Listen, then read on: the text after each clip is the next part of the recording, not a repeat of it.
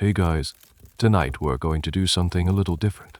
We're going to travel back in time, not just as observers, but as if you were there.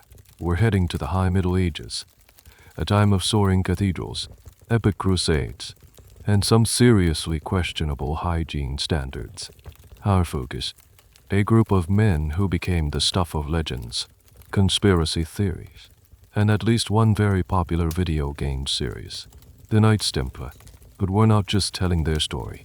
We're going to witness their spectacular, and frankly, brutal downfall. It's a medieval true crime story, and you've got a front row seat. A little warning though, if you were actually dropped into 14th century Paris, your 21st century immune system and general lack of sword fighting skills mean you probably wouldn't last the first day. So let's be grateful for modern comforts. So before you get comfortable, take a moment to like the video and subscribe, but only if you genuinely enjoy what I do here. I'd love to see where you're all tuning in from, so drop your city and the time in the comments below.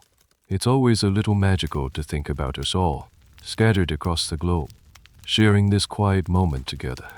Now, dim the lights, maybe turn on a fan for that soft background hum, and let's ease into tonight's journey together. The air is thick with heat, dust, and the smell of spices you can't quite name. It's the early 12th century, around the year 1120. You find yourself in the recently conquered Kingdom of Jerusalem. The First Crusade has come and gone, leaving a patchwork of Christian-held territories surrounded by a sea of uncertainty for the pilgrims flooding in from Europe. This is the culmination of a life's dream, to walk the same streets as their savior. But the dream often turns into a nightmare on the road from the port city of Jaffa to the holy city of Jerusalem. The path is treacherous, winding through rocky hills and valleys that are perfect ambush spots for bandits who have no respect for religious piety. They see pilgrims not as souls seeking salvation, but as walking treasure chests. Imagine you're one of those pilgrims. You've saved your whole life for this, sold your land, and said goodbye to your family. Now, every rustle in the olive groves, every shadow on the sun-baked rock, sends a jolt of fear through you. This is the problem, a big one. And into this chaos steps a French knight named Hugues de Payens. H.E.S. not a famous lord or a great conqueror. H.E.S. a nobleman of modest means, but H.E.S. here, in the Holy Land, and he sees the suffering, along with 8 of his relatives and acquaintances. He has an idea.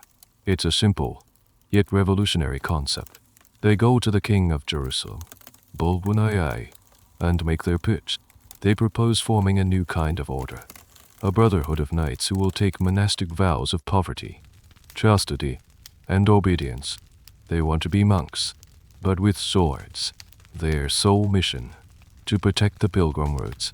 King Baldwin, constantly short on men and money, probably thought this was the best deal HED heard all year. A free, dedicated highway patrol of elite warriors. Yes, please. He grants them a place to live, a wing of the Al-Aqsa Mosque on the Temple Mount.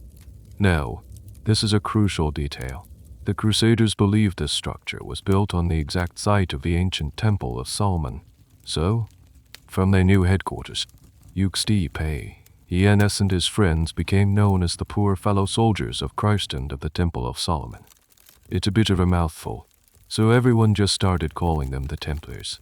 For the first 9 years, they lived up to the poor part of their name.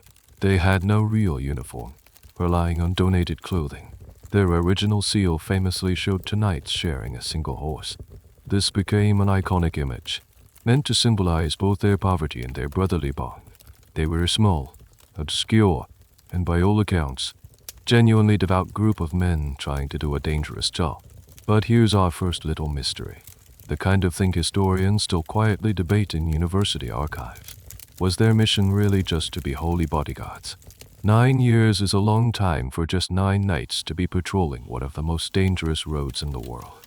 Some more creative theories suggest they had another motive, that their real purpose for setting up shop on the Temple Mount was to excavate beneath it, searching for lost biblical artifacts, maybe even the Ark of the Covenant or the Holy Grail itself.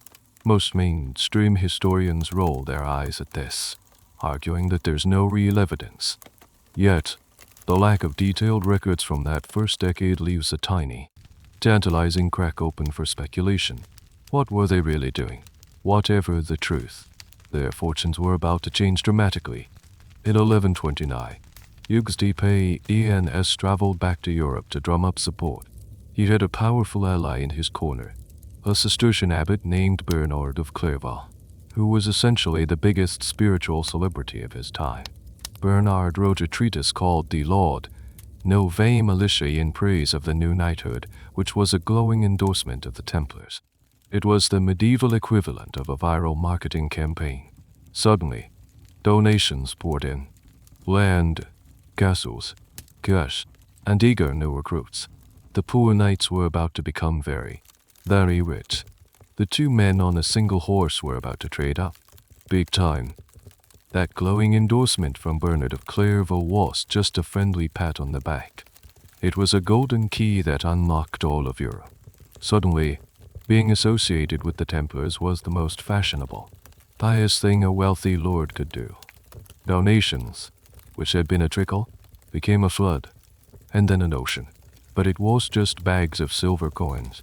It was land. A lord in France would die and bequeath his favorite vineyard to the order. A countess in Spain would grant them a whole estate in her will. A merchant in England would give them a warehouse by the docks. Within a few decades, the Templars owned a vast network of farms, manors, and properties stretching from Scotland to Syria. This is where their genius truly begins to shine, and where they transformed from warrior monks into something the world had never seen before. They created what was, for all intents and purposes, the first multinational corporation. Here's how it worked. Imagine you are that same nobleman from before, but now it's 50 years later. You've decided to answer the call and to go on crusade. The biggest logistical nightmare, aside from avoiding dysentery, is money. How do you transport your wealth across 1,000 miles of dangerous territory? Carrying a chest full of gold is like putting a giant rob me sign on your back. This is where you turn to the Templars. You ride to your local Templar preceptor Y. Let's say it's the London Temple. It's an imposing, circular stone building, clean and well organized. Inside, you meet with a Templar sergeant, a man with a stern face but an honest reputation. You hand over the deed to your castle and lands, or a large sum of cash. In return, he doesn't give you a heavy bag of gold. Instead, he gives you a piece of parchment. It's a letter of credit. On it is written, in a complex cipher that only the Templars can read, the value of what you've deposited. You then travel across Europe and the Mediterranean. You might get seasick. You might have to fight off a few skirmishes. But you aren't constantly worried about losing your life's fortune. When you finally arrive in the Holy Land, say in the port city of Acre, you walk up to the massive Templar fortress there. You present your letter. The Templar official there examines the parchment, checks the seal, and deciphers the code. He then gives you the equivalent value in the local currency. You have just successfully made an international wire transfer. 700 years before Western Union. This system was revolutionary. It made travel and trade infinitely safer. Soon, it was just for crusaders. Merchants used it to move capital. Kings used it to transfer funds for their armies. Even the Pope used the Templars as his personal bankers. The French and English royal treasuries were, for a time, literally stored in the Templar compounds in Paris and London because they were considered the most secure locations in their respective kingdoms. They were the Fort Knox of the Middle Ages, and here's a fantastic little detail that shows their sophistication. The cipher they used. It was just simple substitution, while the exact key is lost to history. We know from contemporary accounts that it was a complex code, likely a form of Pigpen cipher or something similar, designed to be unreadable by anyone outside the order. It was state-of-the-art information security in an age of quills and parchment. Of course, this immense financial power came with a theological problem. The church strictly forbade usury, the practice of charging interest on a loan as a sin. So how did the Templars, a monastic order, become the biggest bankers in the world without technically charging interest? This is a question that historians still have fun debating. The answer seems to be that they were masters of the loophole. They didn't charge interest, but they might charge a hefty administration fee, or they would manipulate exchange rates to their advantage, giving you slightly less in the local currency than the market rate, or they would hold your land in trust while you were away, collecting all the revenue from its crops and tenants.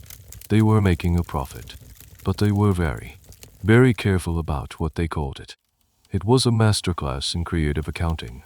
So now, picture the Templar Order at its zenith. They have a private army of the most elite, battle-hardened knights in Christendom.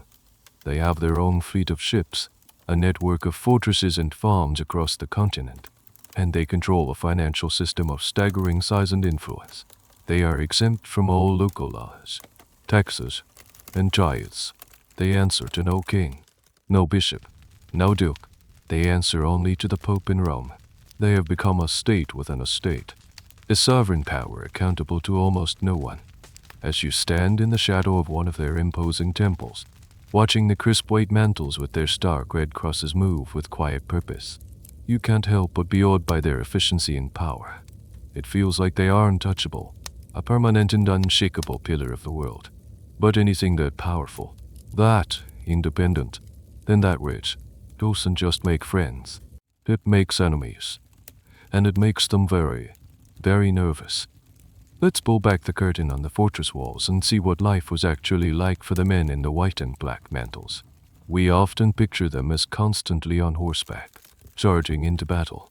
But the reality for most was a highly structured, disciplined, and surprisingly mundane existence.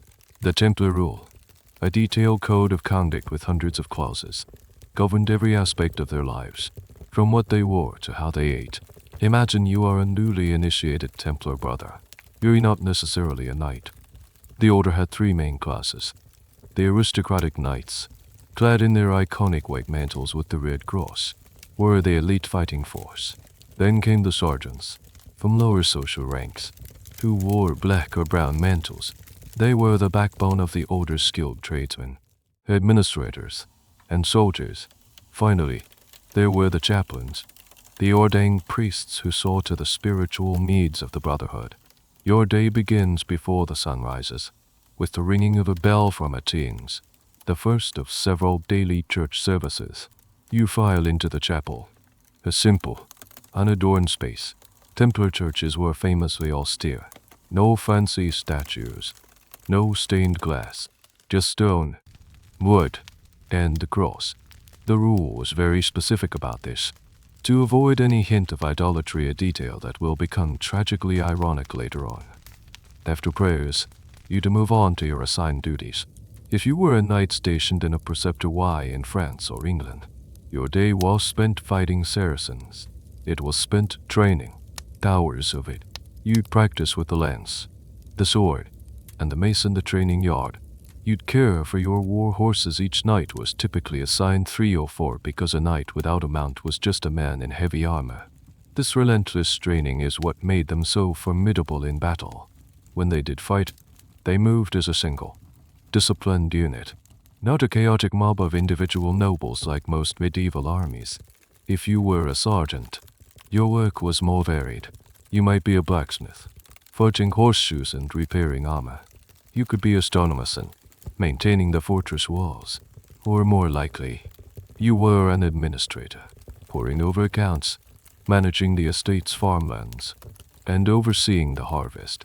It was this meticulous organization, running their thousands of properties like efficient businesses, that generated the order's immense wealth. Meals were eaten in silence in the refectory. As you sat at the long wooden table, one of the chaplains would read aloud from the scriptures. The food was simple but plentiful. The rule ensured the fighting men were well fed. Meat was served a few times a week, and there was always wine, though it was usually watered down. Here's a little tidbit of their daily life. The Templars were forbidden from eating with anyone outside the order. They were also required to eat in pairs, from the same bowl. This wasn't about poverty anymore, as their early seal suggested. It was about fostering brotherhood and ensuring that one brother could keep an eye on the other, making sure he was eating enough and not secretly fasting or hoarding food. Personal possessions were non-existent. Your clothes, your armor, your horse, they all belonged to the order.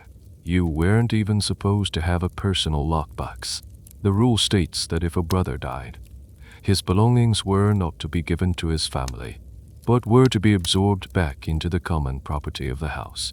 This complete surrender of individual identity was central to their philosophy, but it was still prayer and sword practice. There was one activity the Templars were allowed, even encouraged, to enjoy: hunting. However, there was a very specific and slightly odd restriction.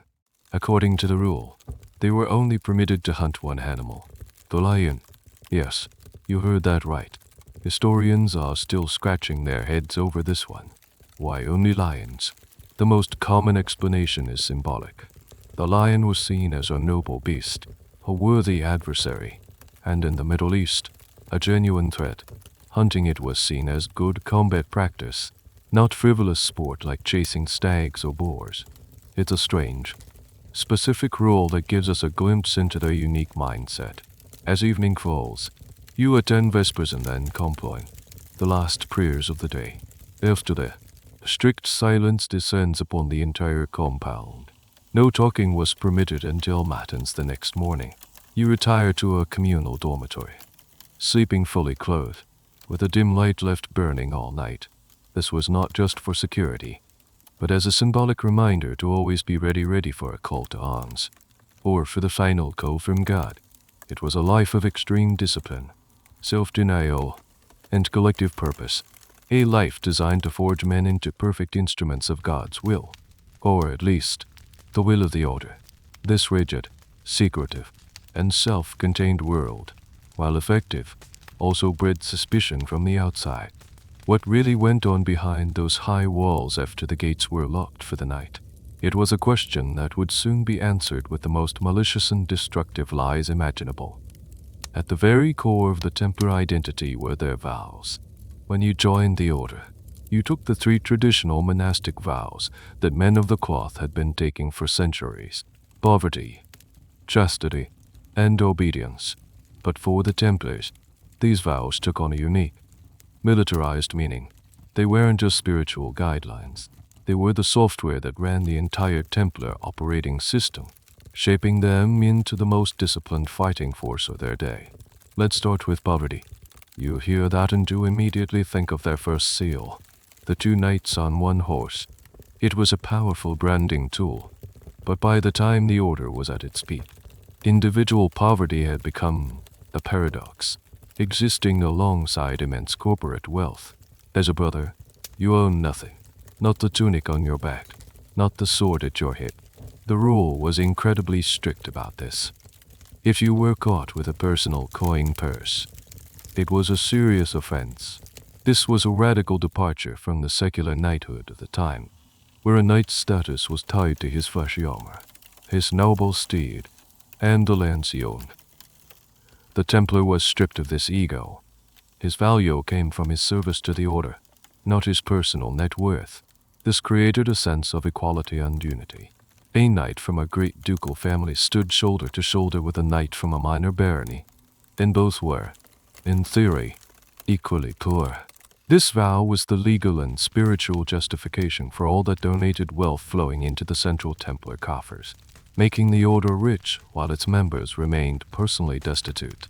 Next, chastity. This one was straightforward, but absolutely critical. The Templars were a brotherhood, and the presence of women was seen as a dangerous distraction. The rule is filled with prohibitions designed to keep the brothers away from temptation. They were forbidden from kissing any woman, even their own mother or sister. They couldn't attend weddings or baptisms. They couldn't even have female figures in their religious art, except for the Virgin Mary. The all-male environment was designed to foster an intense, focused camaraderie, a bond forged in the chapel and the training yard, then sealed in battle. This vow of celibacy created an aura of mystique and purity around them. In a world where secular knights were often known for their romantic dalliances, The Templars were seen as men who had sacrificed worldly pleasures for a higher calling. This, of course, also made them a perfect target for slander. What could be more scandalous than to accuse these famously chaste men of secret, debauched rituals? It was an accusation so shocking it was almost guaranteed to be believed. Finally, and perhaps most importantly, there was the vow of obedience. A Templar's obedience to his superiors had to be absolute and unquestioning. The rule stated, at the command of the master, they should go and come, as if God had commanded it. If you were ordered to charge a fortified position against impossible odds, you didn't question it. You charged. This is what made them so terrifyingly effective on the battlefield.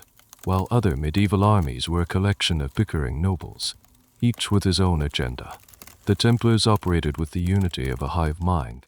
The master gave an order. It was passed down through the commanders, and the knights executed it without hesitation. This iron discipline was their greatest military asset. However, this vow of obedience had a darker side. It meant that a Templar was conditioned to obey the head of the order above all other authorities, above kings, above bishops, and in some interpretations, even above the Pope himself if the order came directly from the Grand Master. This created an organization that was fiercely independent and difficult to control from the outside. They were a law unto themselves. Here's a quirky little detail that demonstrates the extent of their rules. Their beards. The Templars were one of the few Catholic religious orders of the time where beards were not just permitted, but seemingly mandatory, in an era where most clergy were clean-shaven. The Templars' long, full beards made them stand out. While there's no single clause in the surviving rule that explicitly says you must grow a beard, contemporary descriptions and artistic depictions almost universally show them as bearded. Historians debate the exact reason. Was it to distinguish them from the clergy? Was it a practical matter in the dusty conditions of the Holy Land? Or was it to make them look more masculine and intimidating, like the lions they were allowed to hunt? It's a small visual detail, but it speaks to a culture that carefully curated every aspect of its members' appearance to project a specific image of pious, hardened masculinity. These three vows, combined with their unique customs, created a powerful and enigmatic identity. They were monks who fought, bankers who were poor, and celibate warriors living in a closed, all-male society. They were a paradox, and it was this very air of secrecy and exequationism, born from their vows, that made them both admired and feared. It built their legend, but it also laid the kindling for the bonfire that would eventually consume them. Now, let's take a walk. We're leaving the sun-scorched hills of the Holy Land behind and heading north, to the bustling, chaotic, and increasingly powerful city of Paris. It's the late 13th century. The air is a symphony of smells: baking bread, wood smoke, horse manure, and the river Seine. And rising above the crowded timber-framed houses and muddy streets is a structure that dominates the skyline and the psyche of the city, the Paris Temple. This was just a church or a local office. It was a massive, fortified complex, a veritable fortress city within the city. Forget the small, rural preceptories we talked about earlier. The Paris Temple was the nerve center of the Templar Order's global operations. It was their European headquarters, their central bank, and their political capital. When you stand before its high, thick stone walls, topped with imposing watchers, you don't feel like you're looking at a monastic compound. You feel like you're looking at the seat of a sovereign power. As you pass through the heavily guarded gates, the chaos of the Parisian streets melts away. Inside, it's a world of order and discipline. The compound is a sprawling network of buildings, a magnificent circular chapel modeled on the Church of the Holy Sepulchre in Jerusalem, vast dormitories for the knights and sergeants, stables for hundreds of horses, workshops for armorers and blacksmiths, and sprawling gardens and cloisters for quiet contemplation. But the most important building in the entire complex was a massive, square keep known as the Grosse Tour, or the Great Tower. This was the heart of their financial empire.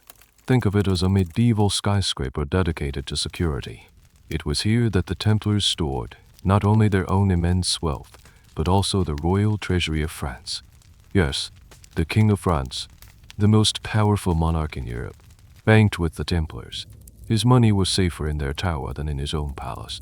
This single fact tells you everything you need to know about the Templars' reputation for integrity and security. The tower was a symbol of their power, a stone and mortar statement that they were the most trusted institution in the kingdom. Imagine being a merchant needing to settle a large debt, or a nobleman paying a royal tax.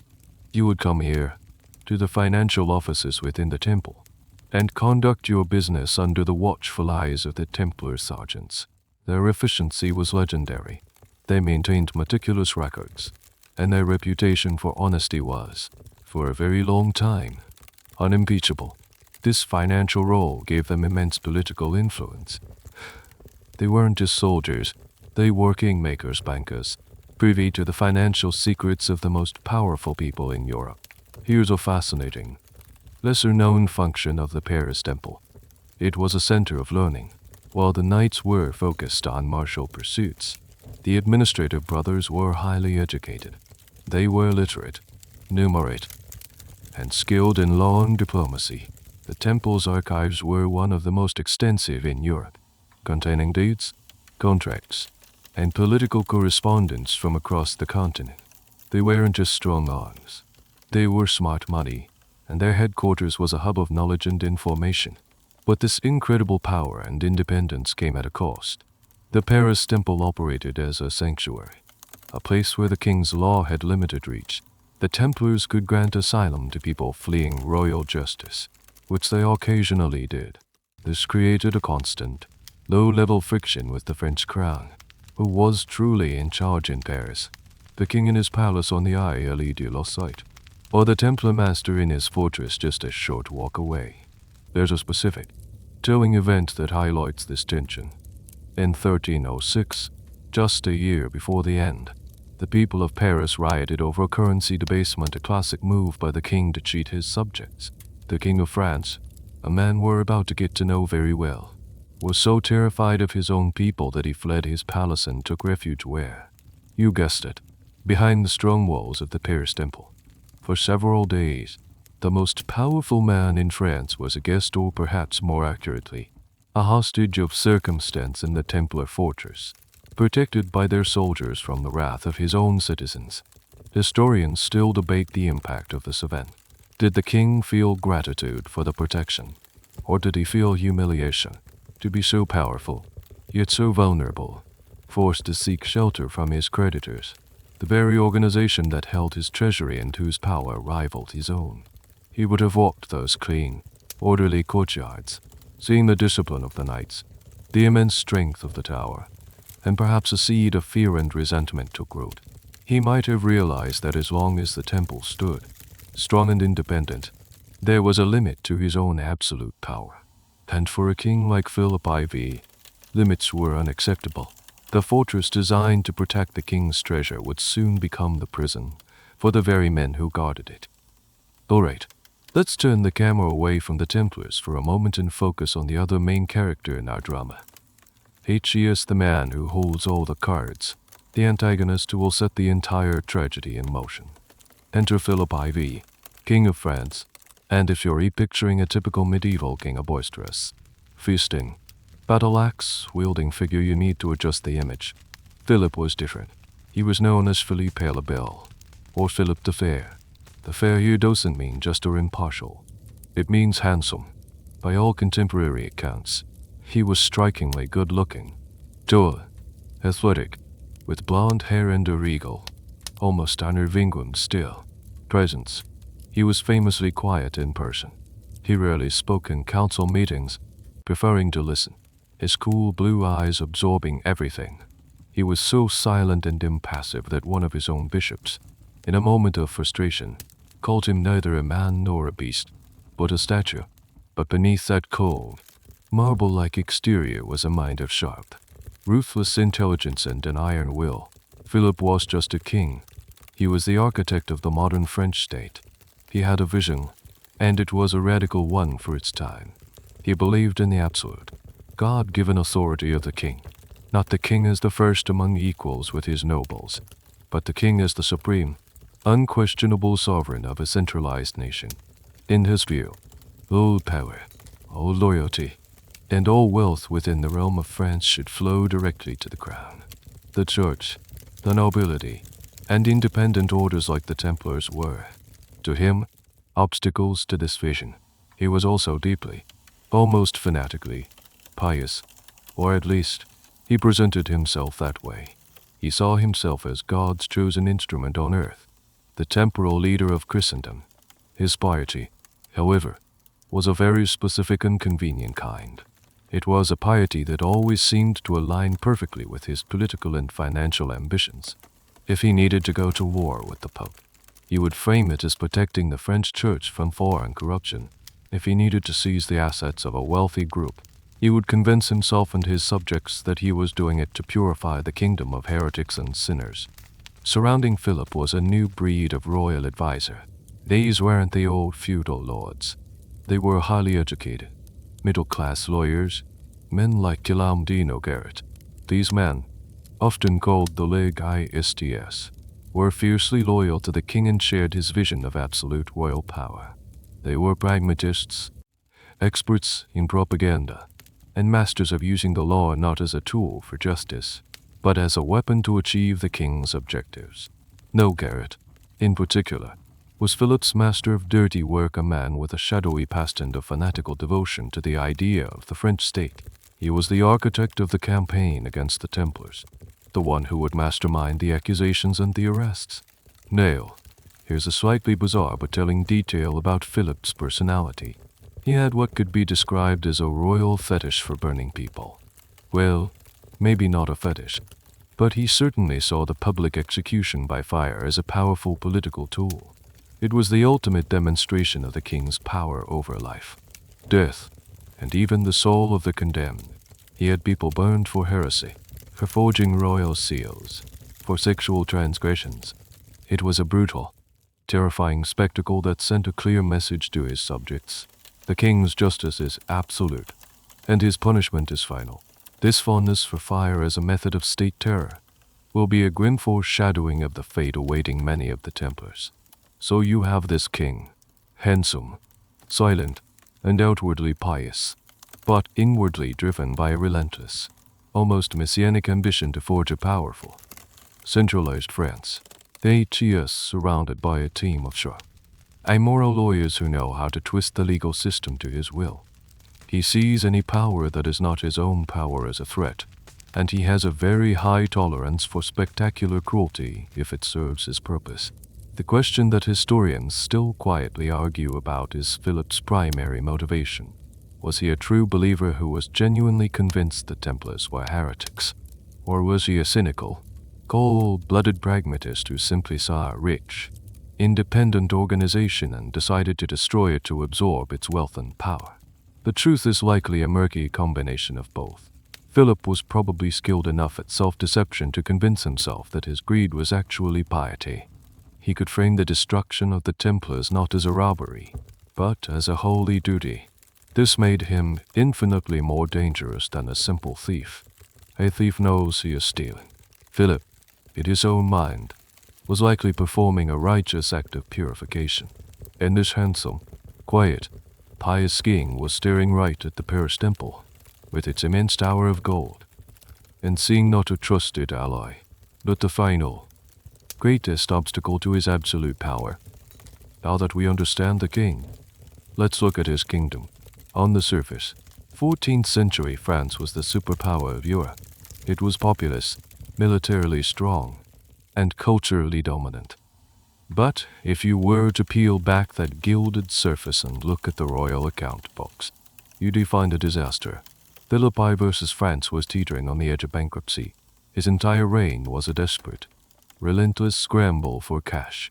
Why was he so broke? 3 main reasons.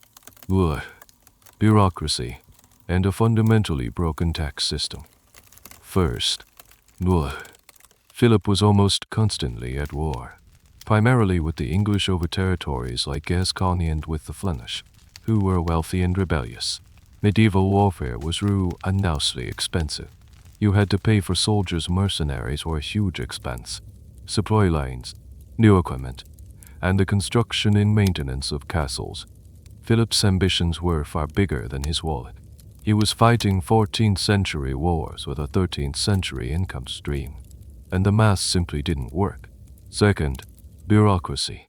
As we've mentioned, Philip was building a modern, centralized state. That meant hiring a whole army of royal officials, judges, tax collectors, administrators to extend his authority into every corner of the kingdom. These officials didn't work for free.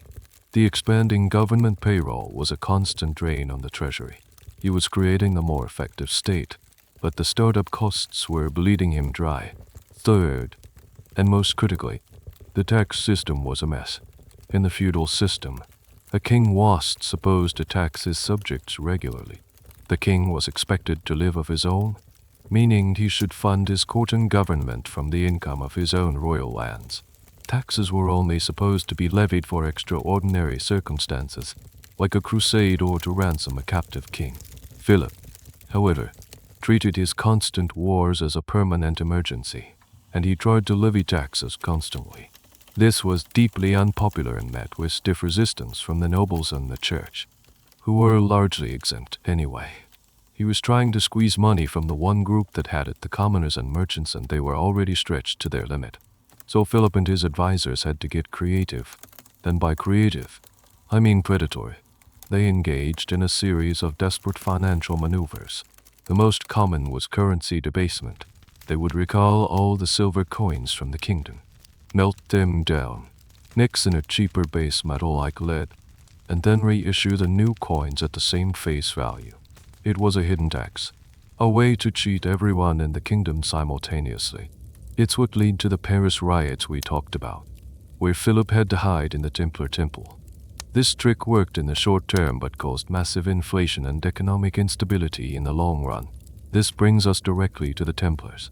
In this landscape of royal debt and financial desperation, the Templar Order looked like an oasis of stability and wealth. They were the one institution that always had money. They were efficient, they were organized, and their vaults were full. For a king as deeply in debt as Philip, the Templars weren't just a powerful organization. They were a solution. They were a giant, glittering piggy bank waiting to be smashed. Philip was, ironically, one of their biggest clients. The royal treasury was in their tower, and the king was heavily in debt to the Templars. The exact amount is a subject of historical debate, as the records are incomplete, but it was undoubtedly a colossal sum. Imagine the sheer frustration for Philip. He, the absolute sovereign, had to go, cap in hand, to ask for loans from an order of monks who lived in a fortress in his own capital city. Every time he looked at the temple's great tower, he was just seeing a symbol of their power. He was seeing a monument to his own debt. And here's a slightly unusual aspect of their financial holdings that made them even more tempting. The Templars' wealth was just in gold and silver. A huge portion of it was in land. They were one of the largest landowners in all of France.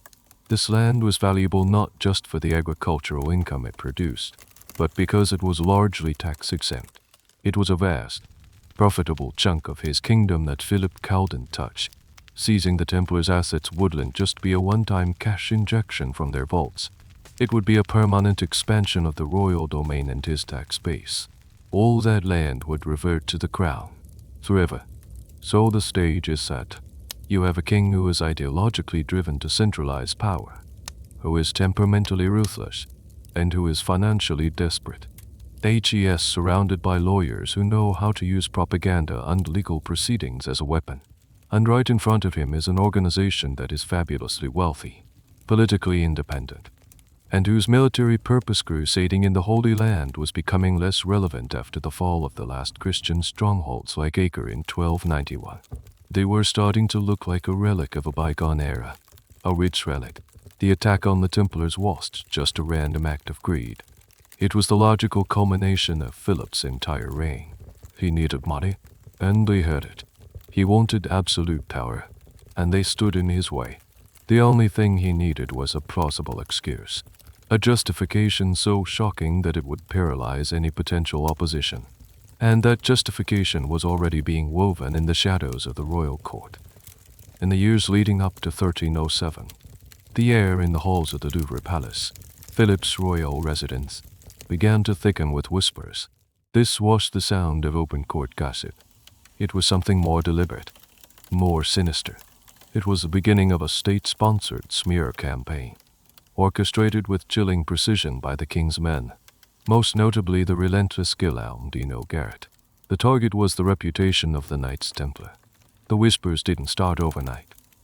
They began subtly, like a slow-leaking poison. Royal agents would drop hints in the ears of sympathetic bishops. A courtier would make a seemingly offhand, disparaging remark about the Templars' arrogance at a royal banquet. The goal was to slowly erode the public's perception of the order. For 2 centuries, the Templars had been seen as the heroes of Christendom. To attack them directly would be unthinkable. First, you had to tarnish their image, to make the unthinkable seem plausible. The stories that began to circulate were designed to play on common fears and suspicions. People whispered about the order's immense wealth. Where does it all come from? They'd ask, conveniently forgetting the generations of pious donations. They must be engaged in some dark arts, some form of alchemy, to generate such riches. Their secrecy, once a sign of their solemnity, was now reframed as proof that they had something to hide. What really goes on during their secret chapter meetings? Why are the doors always locked? What are they so afraid of people seeing? The core of the burgeoning conspiracy theory came from a man who is one of history's most convenient and suspicious informants. His name, according to the official narrative, was Wei Yue de Floyran. He was a disgruntled ex-Templar, or maybe just a common criminal. The accounts vary wildly from the south of France.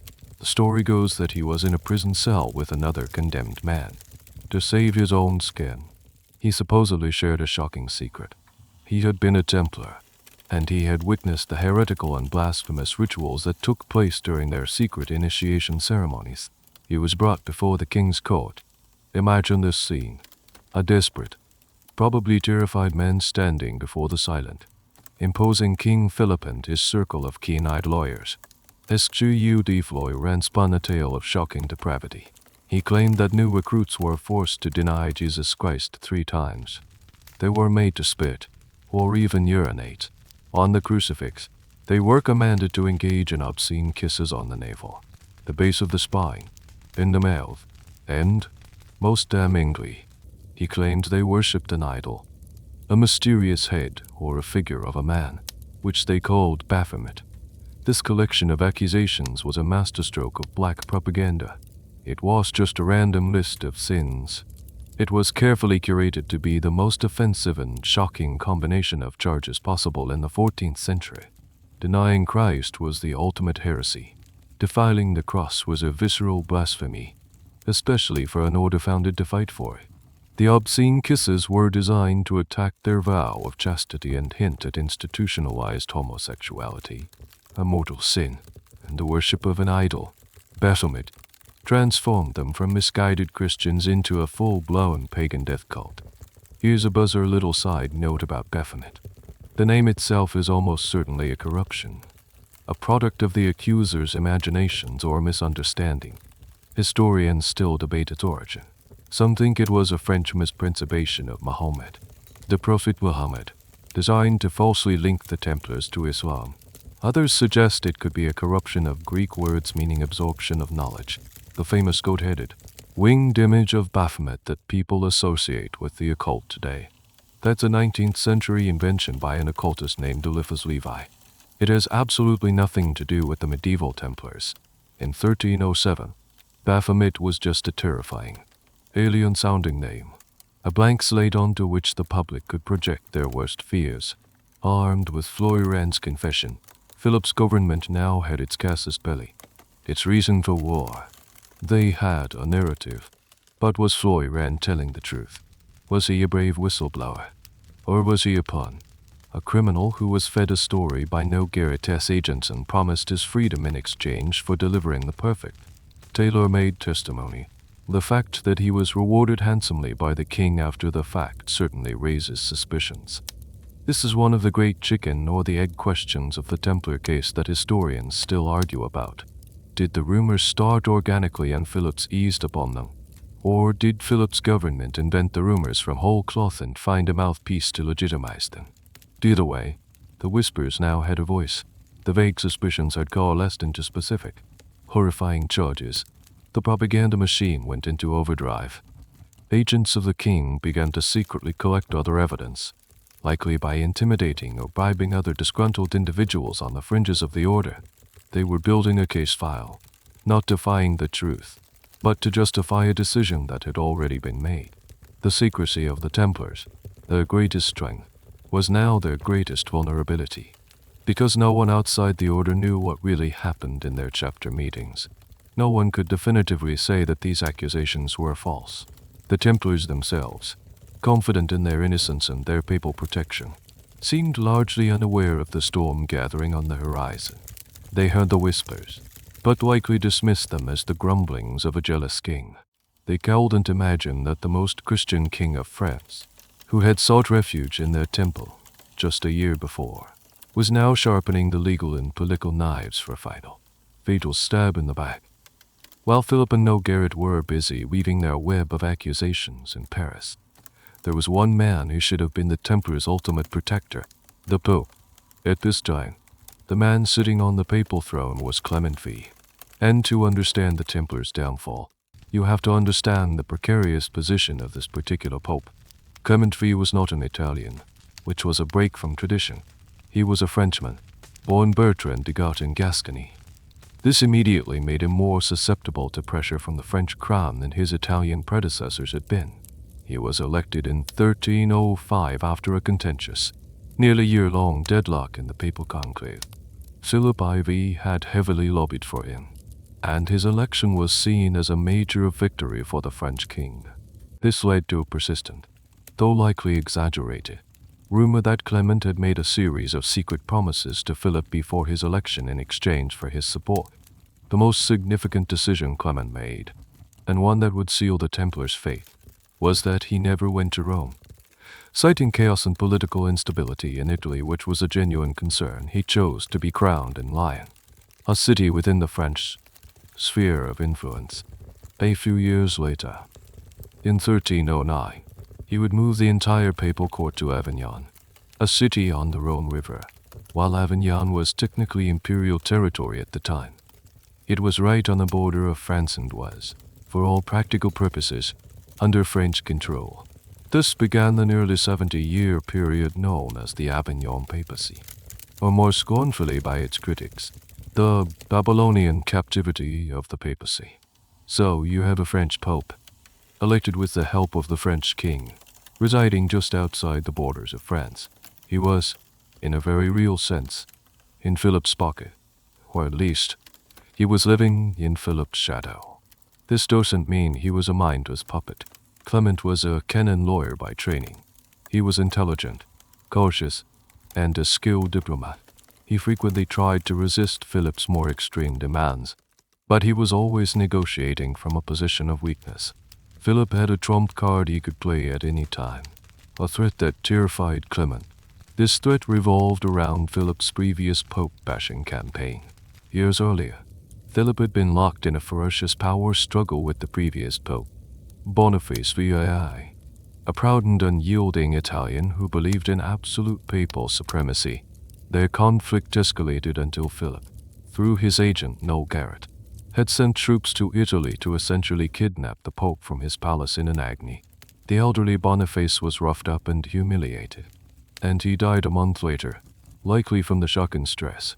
This outrage of Anagni was a shocking event that sent tremors through Christendom. But Philip was done.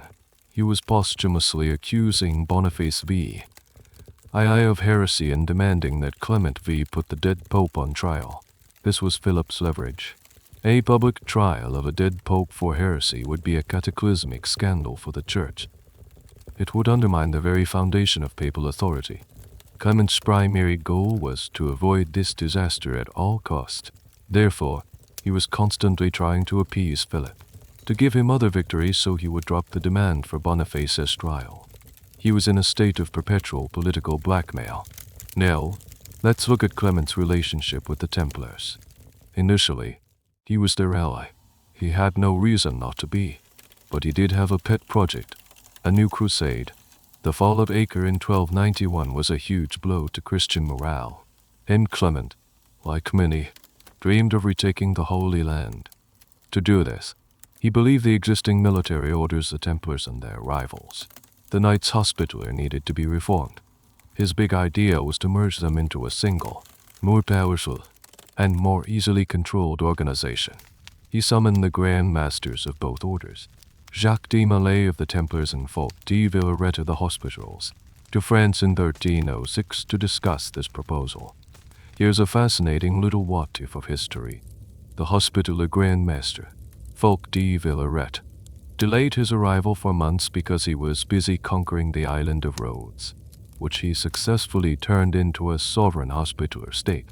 Jacques de Molay, the Templar Grand Master, arrived promptly. He came to France, met with the Pope, and politely but firmly argued against the merger, presenting a detailed memo on why the Templars should remain independent. In doing so, he walked straight into Philip's trap. The Hospitallers, busy fighting and conquering, looked like active crusaders.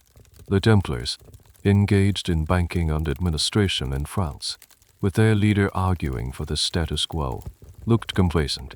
Had de Molay delayed his trip, had he been off fighting somewhere, the entire timeline might have been different.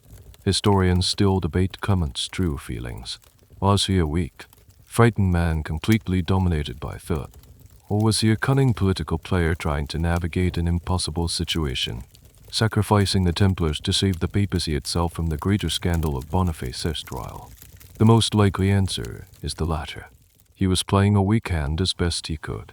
When Philip first presented him with a list of heretical accusations against the Templars, Clement was skeptical. He knew they were likely trumped-up charges. His initial reaction was to call for his own papal inquiry, to take control of the situation.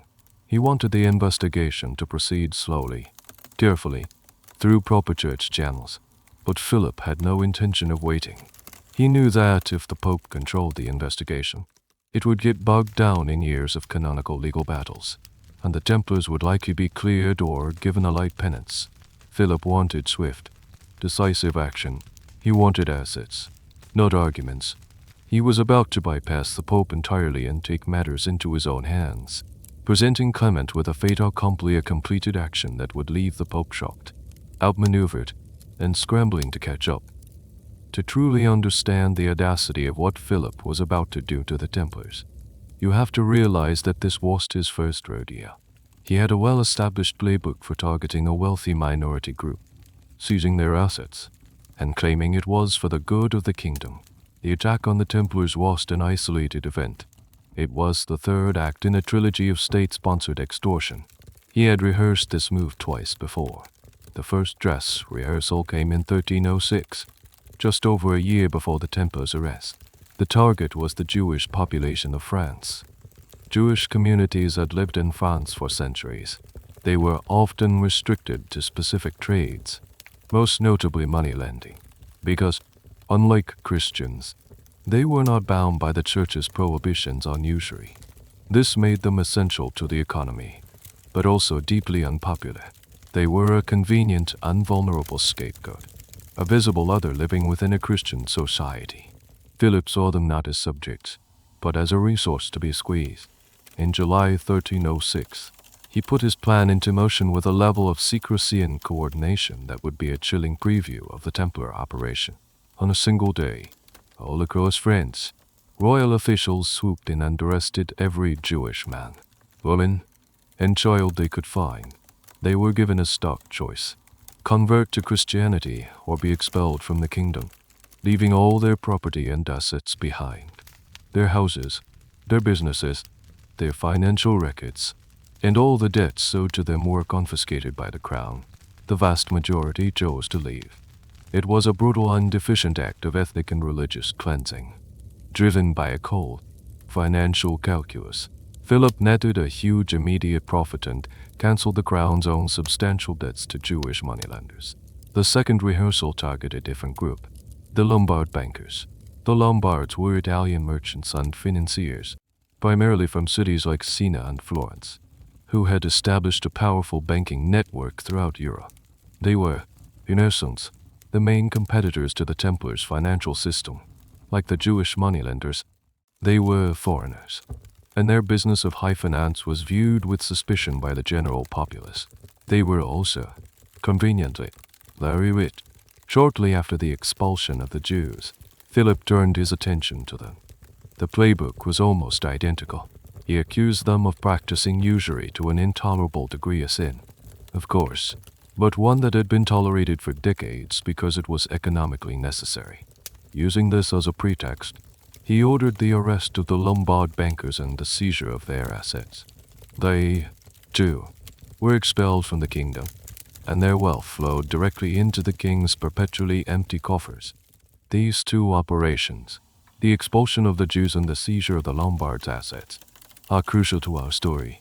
They show us three things about Philip's methods. First, his capacity for absolute ruthlessness. He was willing to uproot entire communities and ruin thousands of lives for financial gain. Second, his skill at using a veneer of religious or legal justification fighting usury, purifying the realm to mask what was essentially a state-sanctioned robbery. Third, and most important, it shows he had perfected the technique of the kingdom-wide synchronized surprise arrest. He had the bureaucratic machinery in place to pull it off. He had tested it, and it had worked, twice. Here's a little-known consequence of these actions. They created a massive economic vacuum. By expelling the Jews and the Lombards, Philip had effectively destroyed two of the three main financial pillars of his kingdom, who was left holding a massive amount of the kingdom's capital, the Knights Templar. By eliminating their competition, Philip had inadvertently made the Templars even more central to the French economy. Their financial importance had grown, making their wealth even more concentrated and their position even more precarious. He had cleared the field, leaving one final, incredibly rich target standing alone. Historians still debate the intentionality of this. Was it a deliberate three-step plan from the beginning? Or was Philip just lurching from one financial crisis to the next, grabbing cash wherever he could find it?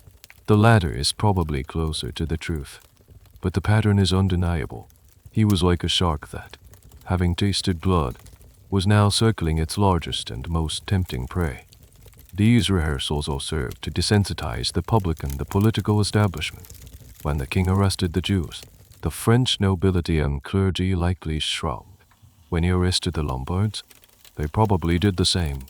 These were outsiders. No one stood up for them. Philip learned a valuable lesson. If you pick your target carefully and control the narrative, you can get away with almost anything. He was now betting that the Templars, despite their prestige, were also isolated enough, secretive enough, and other enough that no one would dare to intervene on their behalf. He was about to use the exact same strategy of a surprise, kingdom-wide roundup, but this time, the stakes were infinitely higher. The target was the minority of merchants. It was the most powerful military and financial institution in Christendom. The summer of 1307 was deceptively calm. Jacques de Molay, the aging Grand Master of the Templars, was in France, having attended meetings with both the Pope and the King. He was likely feeling confident. He had successfully argued against the merger with the hospitals and was preparing for the order's next chapter. He even served as a pallbearer at the funeral of Philip Iver's sister-in-law. The place of high honor. Everything on the surface appeared normal, but behind the scenes, the gears of the royal machine were grinding with terrifying secrecy. Philip's chief minister, Guillaume de Nogaret, was finalizing the master plan. This was not going to be a simple legal summons. It was to be a military-style operation, executed with lightning speed and overwhelming force to prevent any chance of organized resistance. The key was a set of secret orders, drafted in the royal chancellery in Paris.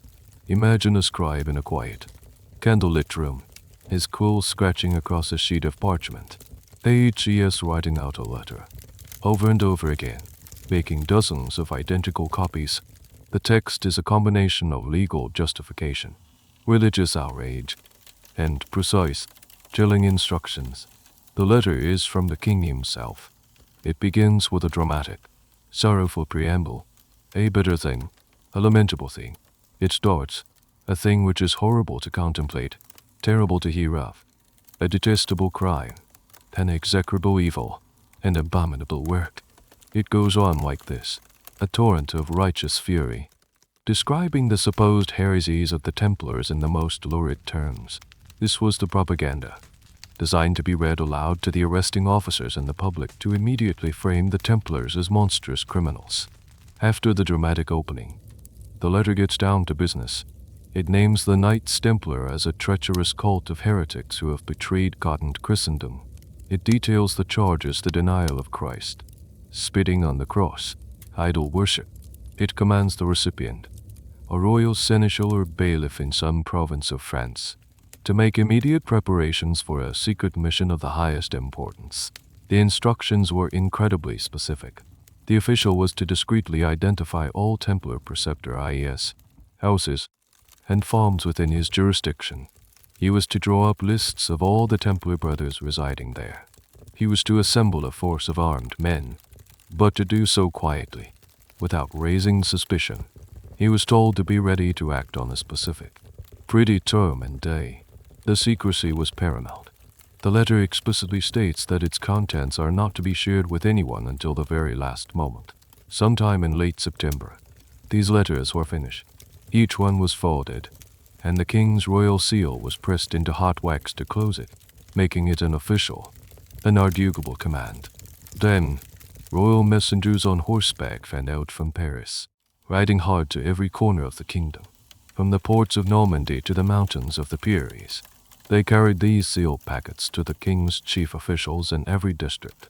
The instructions were clear. You are to receive this letter, but you are not to open it. You are to hold it in a secure place and await further orders. Another messenger will arrive with a date on which you are to break the seal and carry out the commands within. This method of simultaneous sealed orders was a stroke of administrative genius. It ensured that no one knew the full scope of the plan. A bailiff in Bordeaux had no idea that a seneschal in Lyon had received the exact same letter. It prevented any word from leaking out. The Templars had friends and informants everywhere, but a secret known by only a tiny handful of men at the very top. Philip, Nogaret, and a few others was a secret that could be kept. There's a small, almost poignant detail in this whole affair. In the weeks leading up to the arrests, Philip Ivy continued to interact with the Templars as if nothing was wrong. He borrowed a large sum of money from them to pay for the dowry of his daughter, Isabella, for her marriage to Edward II of England. It's a moment of breathtaking cynicism. He was borrowing money from the very men he was planning to destroy, knowing full well that he would never have to pay it back. The question of whether anyone tried to warn the Templars is one of those frustrating historical mysteries. Did no one in the royal bureaucracy, a scribe, a courtier, have a pang of conscience? Did no one have a Templar friend or relative they wanted to tip off? Some historians speculate that vague warnings might have been sent. There are hints that Jacques de Molay was told that the king was unhappy with the order, but he seems to have fatally underestimated the nature of the threat. He might have expected a political dispute, a financial penalty, or a papal investigation. He could never have conceived of the physical annihilation that Philip was planning. So picture it, all across France, in the offices of dozens of royal officials, a sealed letter sits locked away in a strong box. The men who hold them know only that they contain a command of great importance from the king. They wait.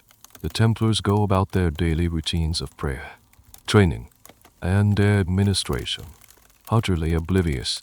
The entire kingdom holds its breath, waiting for a signal that only the king can give. The trap has been set.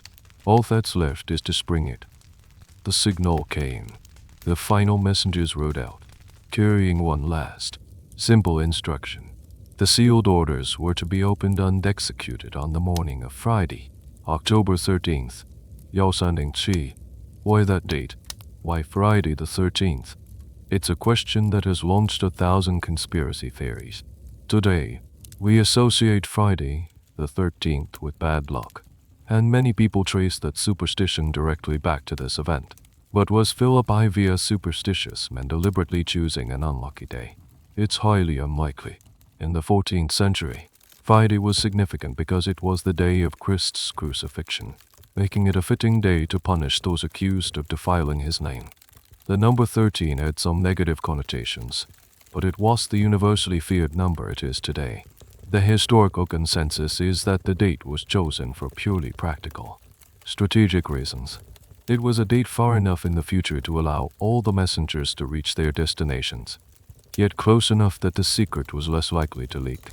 The infamous legacy of Friday the 13th is almost certainly a coincidence, a historical accident that grew into a modern superstition.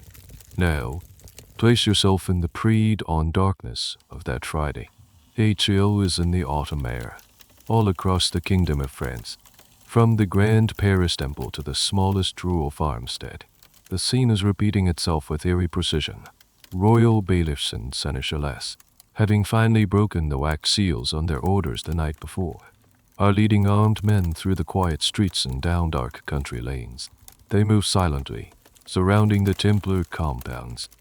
Imagine you are a Templar sergeant sleeping in a dormitory in a small preceptor-wying province. You are shaken awake not by the gentle clang of the bell for matins, but by the splintering of a door and the harsh shouts of armed men. Before you can even rub the sleep from your eyes, you are being dragged from your cot.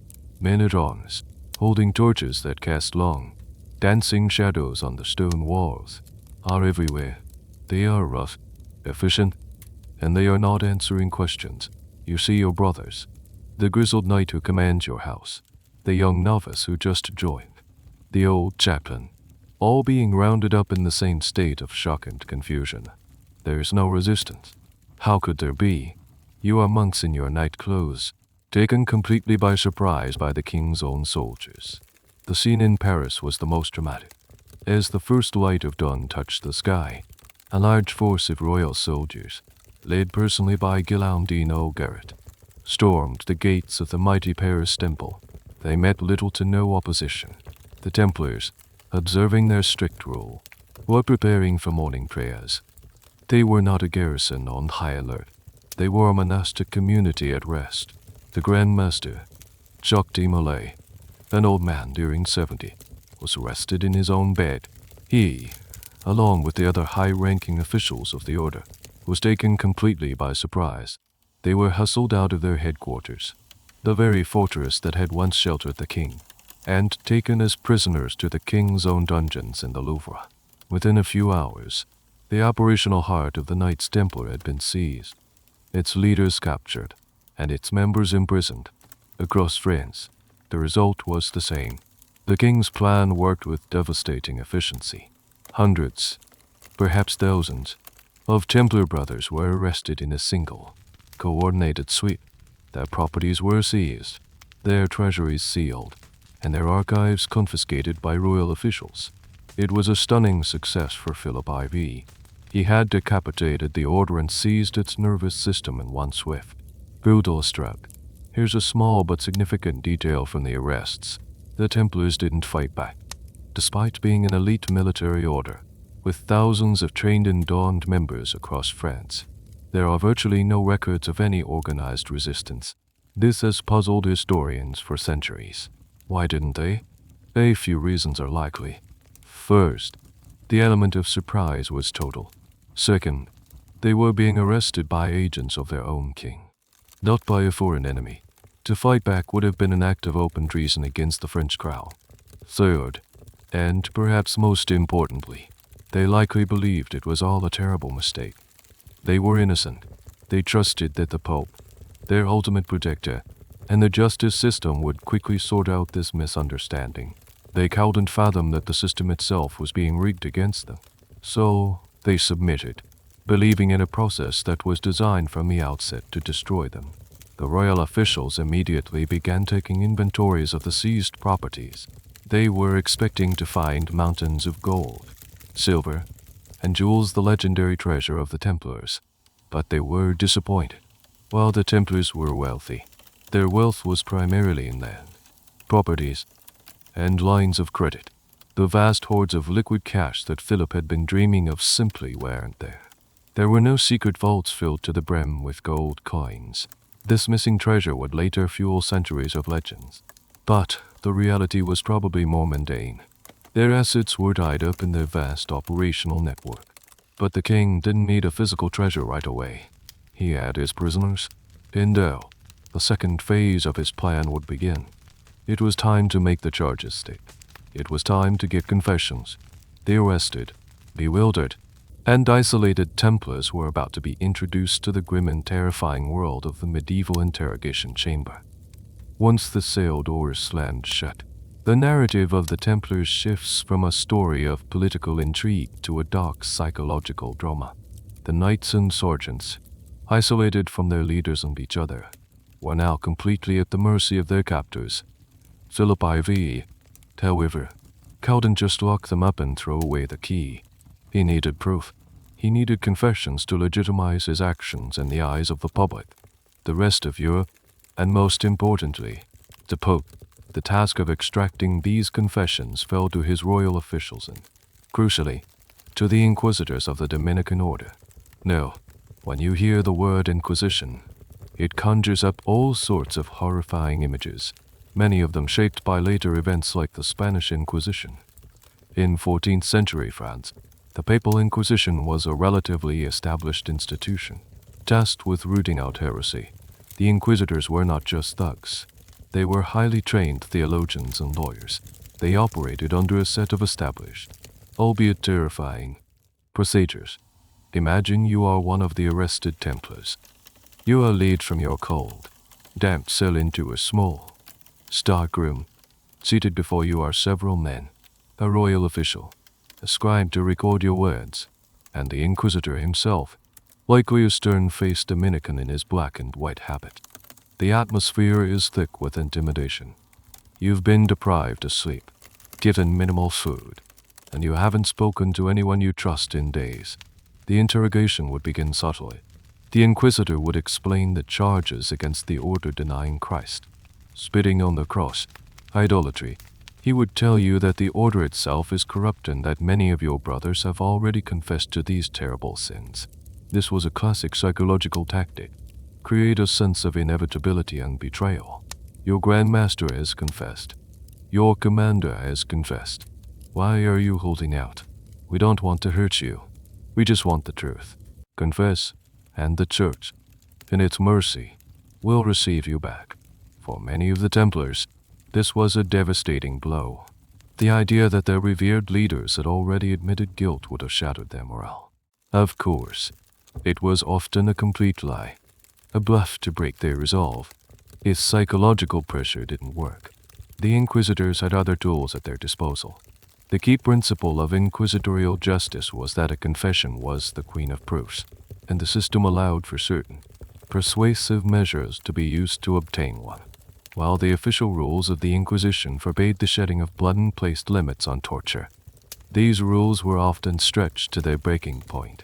The methods used were designed to inflict excruciating pain without necessarily leaving permanent marks. One common technique was the strap pardue, where the prisoner's hands were tied behind his back, and he was hoisted into the air by a rope. He could be left hanging like this for long periods, dislocating his shoulders, or he could be suddenly dropped and then jerked to a halt just before hitting the floor, causing immense strain on his limbs. Another method involved forcing massive amounts of water down the prisoner's throat, or they might use a rag to stretch the prisoner's body, or apply hot coals or lard to the soles of their feet. It's crucial to understand that, in the medieval mindset, this was seen as mere brutality. There was a twisted legal theory behind it. They believed that the devil could seal a heretic's lips, preventing him from telling the truth. The pain of torture was thought to break the devil's seal, liberating the prisoner to confess his sins and save his soul. It was, in their view, a form of violent, involuntary therapy. Here's a specific, documented detail from the Templar interrogations that shows the process in action. The official transcripts, which still exist, are chillingly formulaic. A knight would be brought in and would stoutly deny all charges. The record would then note that the knight was shown the instruments of torture. He would be brought in again the next day, and the scribe would dryly note, after being subjected to questioning, The knight suddenly remembered everything and produced a full, detailed confession that lined up perfectly with the accusations. The transcripts rarely describe the torture itself. They just record the result, creating a clean, legalistic facade over a brutal reality. Historians still debate the extent of the torture. Some argue it was applied systematically to almost all the prisoners. Others suggest it was used more selectively, as a threat, and that the psychological pressure, isolation, and the cascade of false confessions were often enough to break the prisoners. What is undeniable is that the interrogations were designed to produce one outcome: guilt. There was no presumption of innocence. If you were being questioned by the Inquisition, you were already considered guilty. The only question was whether you would confess and be reconciled with the church, usually meaning a sentence of life in prison, or remain defiant and be relaxed to the secular arm, a chilling euphemism for being handed over to the king's men to be burned at the stake. Under this immense pressure, the Templars began to break. One by one, knights who had faced down enemy armies in the Holy Land were reduced to terrified, broken men. They confessed. They confessed to everything they were asked to confess to, and the scribes wrote it all down, creating a mountain of damning and utterly fabricated evidence. The confessions that emerged from those dark interrogation rooms were a grotesque fantasy, a perfect mirror of the accusations Philip's government had engineered. As the official transcripts were compiled and selectively released, they sent a shockwave across France and all of Europe. The heroes of Christendom, it seemed, had been living a secret life of diabolical depravity. Let's examine the core confessions, the stories that dozens, and eventually hundreds, of Templars admitted to under duress. The central and most shocking charge was the denial of Christ and the desecration of the crucifix. The confession usually followed a standard script. A knight would state that during his secret initiation ceremony, he was taken into a small, dark room by the preceptor. He was shown a crucifix and asked if he believed in Jesus Christ. When he said yes, he was told that Jesus was a false prophet and that he must deny him 3 times. He was then ordered to spit, or sometimes even trample, upon the cross. This was the ultimate act of apostasy, and it formed the bedrock of the case against them. It was designed to horrify the common person and strip the Templars of their holy image. Next came the accusations of obscene rituals and homosexuality. Knights confessed to being forced to give a series of obscene kisses to their initiator, one on the mouth, one on the navel, and one on the posterior part spined orsi, the base of the spine. This specific, strange detail was repeated in confessions across the country, a clear sign of a script being fed to the prisoners. The accusers used this to imply that the Templars encouraged or even required homosexual acts among the brothers. Given the Church's absolute condemnation of such acts, this charge was meant to paint the order as fundamentally corrupt and immoral, a perversion of their vow of chastity. Then there was the idol, Baphomet. This was perhaps the most sensational and mysterious of all the charges. The confessions regarding the idol were wildly inconsistent, which itself is a sign of their fabricated nature. Some knights confessed to worshipping a cat. Yes, a cat. Sometimes a black cat. Sometimes a tabby.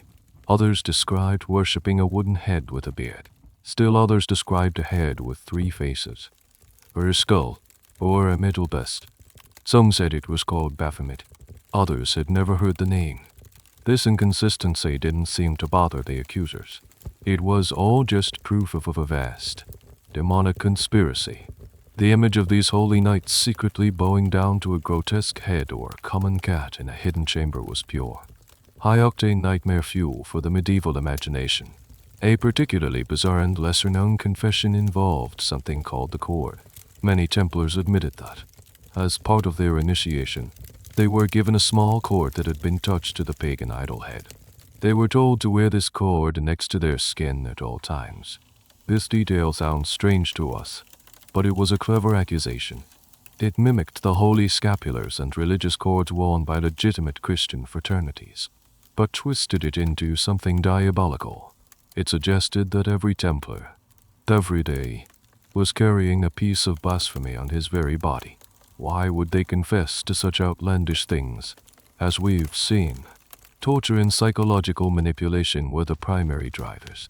But there's another layer to it, which historians still try to unravel. Is it possible that some of these accusations were a grotesque misinterpretation of actual secret Templar practices? For example, the denial of Christ. Some scholars have speculated, and this is highly controversial, that the initiation might have included a simulation of what a knight might endure if captured by Saracens. He might be asked to deny Christ with his mouth, but not with his heart, as a test of loyalty and to prepare him for the horrors of captivity. If true, this secret, well-intentioned role-play could have been twisted by the accusers into literal apostasy. Similarly, the obscene kiss. Could this have been a misrepresentation of a traditional kiss of peace or a sign of fealty, common in feudal ceremonies, deliberately reframed as something sexual and sinister? And ahead, it's possible the Templars, like many other churches, possessed holy relics, perhaps the head of a saint like John the Baptist, which they venerated. The accusers could have taken the practice of venerating a holy relic and turned it into the worship of a demonic idol. We will likely never know the truth for sure. The misunderstood secret rituals theory is compelling, but it remains speculative, as the Templars took their secrets to the grave. What is certain is that the confessions, extracted under duress, were a devastating success for Philip's propaganda campaign. The sheer volume of them created a powerful illusion of truth. When hundreds of men are all admitting to the same crimes, it becomes difficult for the outside world to believe they are all lying. The confessions were copied, circulated, and read from pulpits. The public was horrified, the Pope was alarmed, and the Templars, trapped in their cells, had inadvertently handed their enemies the very weapon they needed to destroy them. The stage was now set for the most crucial confession of all, that of the Grand Master himself. The linchpin of Philip's entire case was the Grand Master, Jacques de Molay. If the head of the order confessed, the body would surely fall. De Molay was not a young man. He was in his late 60s, a veteran of the Crusades, a man who had dedicated his entire adult life to the Templar order. He was known to be a competent administrator and a brave soldier, but perhaps not the sharpest political mind. He was, by all accounts, a man of simple, direct faith and immense pride in his order. Now, he found himself a prisoner, separated from his men, facing the most powerful and ruthless king in Europe. Shortly after his arrest on October 13th, de Molay was subjected to intense interrogation. We don't have a definitive, gore-filled account of what happened to him in the dungeons of the Louvre, but we can surmise from the results. The king's inquisitors used the same combination of psychological pressure, isolation, and likely physical torment that they were using on his brothers. They would have told him that hundreds of his knights had already confessed, that the order was doomed, and that his only hope for mercy was to admit the truth of the charges. On October 24th, Yal Sanding-Chi, less than 2 weeks after the arrests, it happened. Jacques de Molay confessed. He was brought before the inquisitors at the University of Paris. The old knight, likely exhausted, disoriented, and terrified, admitted to the core of the accusations. Yes, he said, during the initiation ceremony, new recruits were required to deny Christ. Yes, they were instructed to spit on the cross. He confessed that these were ancient and wicked customs of the order that he had tried, but failed to reform. He tried to soften the blow, insisting the spitting was done near the cross, not on it, and that it was an act of the mouth, not of the heart. But the damage was done. He had admitted to the central, most damning charge. The very next day, October 25th, Philip's men arranged a public spectacle. They brought Jacques de Molay out onto a platform in front of the Church of Saint Mary in Paris, before a carefully assembled crowd of university masters, canons, and citizens. A royal official read de Molay's confession aloud. De Molay himself stood there, a prisoner, and publicly affirmed that the confession was true. He encouraged all other Templars to do the same, to confess their sins and seek the Church's forgiveness. This was a catastrophic, soul-crushing moment for the Templar order. It was a public relations coup of epic proportions for King Philip. The news spread like wildfire. The Grand Master himself had admitted guilt. If he said it was true, it must be true. For the hundreds of other Templars languishing in prisons across France, this news was the final nail in the coffin of their morale. Many who had been holding out, stoutly maintaining their innocence, now gave up. What was the point of resisting if their own leader had betrayed them? The trickle of confessions became a flood. Why did de Molay do it? This is a question that has haunted his legacy for 700 years. Was he a coward who broke under torture? Was he a fool who was tricked by the inquisitors? Perhaps promised that if he confessed to some minor irregularities, the whole affair would be smoothed over and the order saved. Or was he a broken old man, genuinely confused and led to believe that the order he led had a dark side he never knew about? Historians still debate his motivations fiercely. The most charitable interpretation is that he was a victim of a sophisticated psychological trap. The inquisitors may have presented him with a deal. The king is furious. The only way to save the order from complete destruction is to admit to some old, regrettable customs that you have since abolished. This will appease the king, and the Pope can then step in and grant absolution. It's the only way. De Molay, a soldier and not a lawyer, might have seen this as a pragmatic, if humiliating, path to survival. He might have thought he was making a strategic sacrifice to save the institution he loved. Here's a small but telling detail that supports this theory. In his confession, de Molay specifically denied the more lurid charges of idolatry and homosexuality. He admitted only to the denial of Christ and the desecration of the cross, framing them as historical bad habits. It's as if he was trying to negotiate his confession, admitting to the least unbelievable charges in the hope that this would be enough to satisfy the king. He had no idea that Philip IV was not interested in negotiation. Philip wanted total victory, total confiscation, and total annihilation.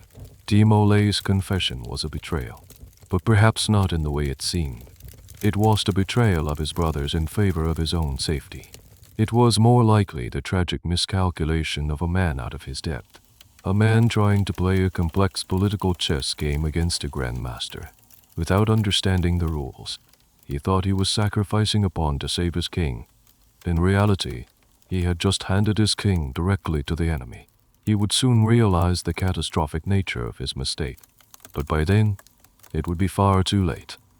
The news of the mass arrests and the Grand Master's confession landed on Pope Clement V's desk like a thunderbolt.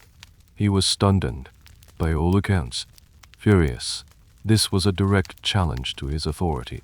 The Templars were a papal order, accountable only to the Holy See. For a secular king to arrest them en masse and subject them to the Inquisition without papal permission was a flagrant violation of church law and a personal insult. Philip had not just bypassed the Pope, he had completely steamrolled him. Clement immediately sprang into action, or at least what passed for action in the slow-moving world of 14th century diplomacy. He dispatched cardinals to Paris with a strongly worded letter to Philip. In it, he expressed his shock and anger. He condemned the use of torture and questioned the validity of confessions obtained under such circumstances. He demanded that the king hand over all the Templar prisoners and their property to papal control. He was trying to wrestle the entire process away from the French crown and bring it back under the authority of the Church, where it belonged. He suspended the powers of the French inquisitors whom Philip had been using, and he declared his intention to launch his own independent papal investigation. This was a bold move, and for a moment, it seemed like the tide might turn. Philip IV had his confessions, but the Pope was the only one who could officially condemn a religious order. A power struggle ensued. Philip, ever the master of propaganda, responded with a public relations offensive. He convened a grand assembly in the city of Tours, a sort of proto-parliament, called the Estates General, where he presented his evidence against the Templars. He and his lawyers delivered fiery speeches, painting the knights as a monstrous fifth column of heretics threatening the very soul of France. Unsurprisingly, the assembly, composed of nobles, clergy, and townspeople loyal to and fearful of the king, gave him their full support. Philip could now claim he had the backing of the people of France. He sent no garrotted delegation to the Pope. not to apologize, but to double down. They presented Clement with a dossier of the most damning confessions. They argued that the king, as the champion of the faith, had a sacred duty to act swiftly against such a grave and immediate heretical threat. They subtly reminded the Pope of the unresolved, scandalous case of the dead Pope Boniface VII, hinting that if Clement didn't cooperate on the Templar issue, Philip might just reignite that fire. The blackmail was still on the table, caught between his duty to protect the Church's authority and the immense pressure from the French king. Clement V did what many a cornered politician does. He compromised. In the summer of 1308, he reached a deal with Philip's envoys. It was a complex agreement, but it essentially split the difference. The Pope would get his papal inquiry. He would personally oversee the trial of the high-ranking Templar officials, like Jacques de Molay. However, the trial of the rank-and-file Templars in France would be handled by local diocesan bishops, not papal commissioners. This was a huge concession to Philip, as the French bishops were far more susceptible to royal pressure. Most importantly, Clement agreed to restore the powers of the French inquisitors, allowing them to assist the bishops in their work. Here's a small, almost bureaucratic detail that reveals the nature of this compromise. The Chinan parchment. For centuries, this document was lost in the Vatican archives, only to be rediscovered by a historian in 2001. It's the official record of a papal commission sent to Chinan Castle in 1308 to interrogate Jacques de Molay and other Templar leaders. According to this document, the Grand Master and the others formally recanted their earlier forced confessions. They asserted their innocence and the orthodoxy of the order. And, crucially, after hearing their testimony, the papal commission granted them absolution, forgiving them for any irregularities and officially reconciling them with the Church. This is a bombshell. It means that as early as 1308, the Pope knew the leadership was innocent of heresy. He had personally granted them forgiveness. Why, then, didn't he save them? The answer is a matter of intense historical debate. The Chinan parchment shows a Pope trying to find a legal, canonical way out. He could declare the leaders personally forgiven, while still allowing the investigation into the order as an institution to proceed. He was trying to separate the men from the organization. It was a lawyer's solution to a problem that required a king's power. He may have hoped to quietly exonerate the leaders, impose some reforms on the order, and make the whole problem go away. But Philip wasn't interested in legal subtleties. He wanted the order gone and its wealth secured. The Pope's compromise, intended to de-escalate the crisis, actually sealed the Templars' fate by authorizing new trials under the control of French bishops, assisted by the very inquisitors who had tortured the first confessions out of the Knights. He had given Philip the green light to continue his persecution under a veneer of papal legitimacy. The king now had the Pope's official blessing to do what he had been doing all along. The papal commissions began their work, slowly gathering testimony across Europe. Outside of France, where torture was not widely used, the overwhelming majority of Templars professed their innocence. In places like Cyprus, Italy, and Spain, they were largely found to be not guilty. But in France, the machine of terror was about to be turned back on, and any hope the Knights had in the Pope's intervention was about to be brutally extinguished.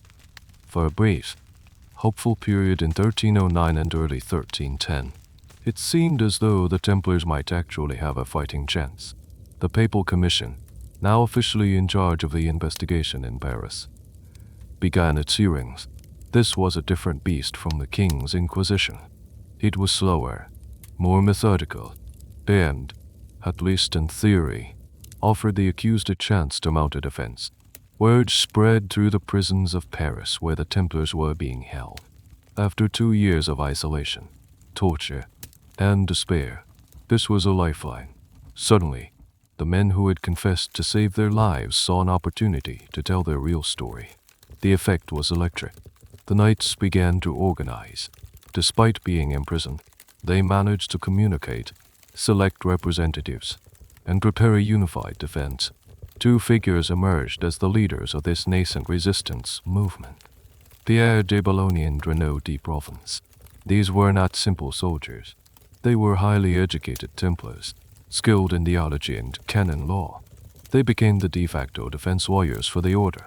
Under their guidance, an astonishing thing happened. The Templars, who had individually confessed in droves, now began to collectively retract those confessions. Imagine the scene at the papal hearings. One by one, knights were brought before the commissioners. Instead of meekly repeating their forced confessions, they stood up and bravely spoke out. They told the commissioners in graphic detail about the tortures they had endured. They described being starved, hung by their wrists, and having their feet burned. They named the royal officials and inquisitors who had threatened them. They declared that their previous confessions were lies, extracted through pain and fear, and that the order of the temple was pure and holy. The numbers were staggering. Close to 600 Templars in the Paris prison signed on to the defense effort, all agreeing to testify to the order's innocence. Pierre de Boulogne, acting as their lead counsel, presented a powerful legal argument to the Papal Commission. He argued that the order, as a papal institution, could not be judged by a secular authority. He argued that the initial confessions were invalid because they were obtained through illegal means.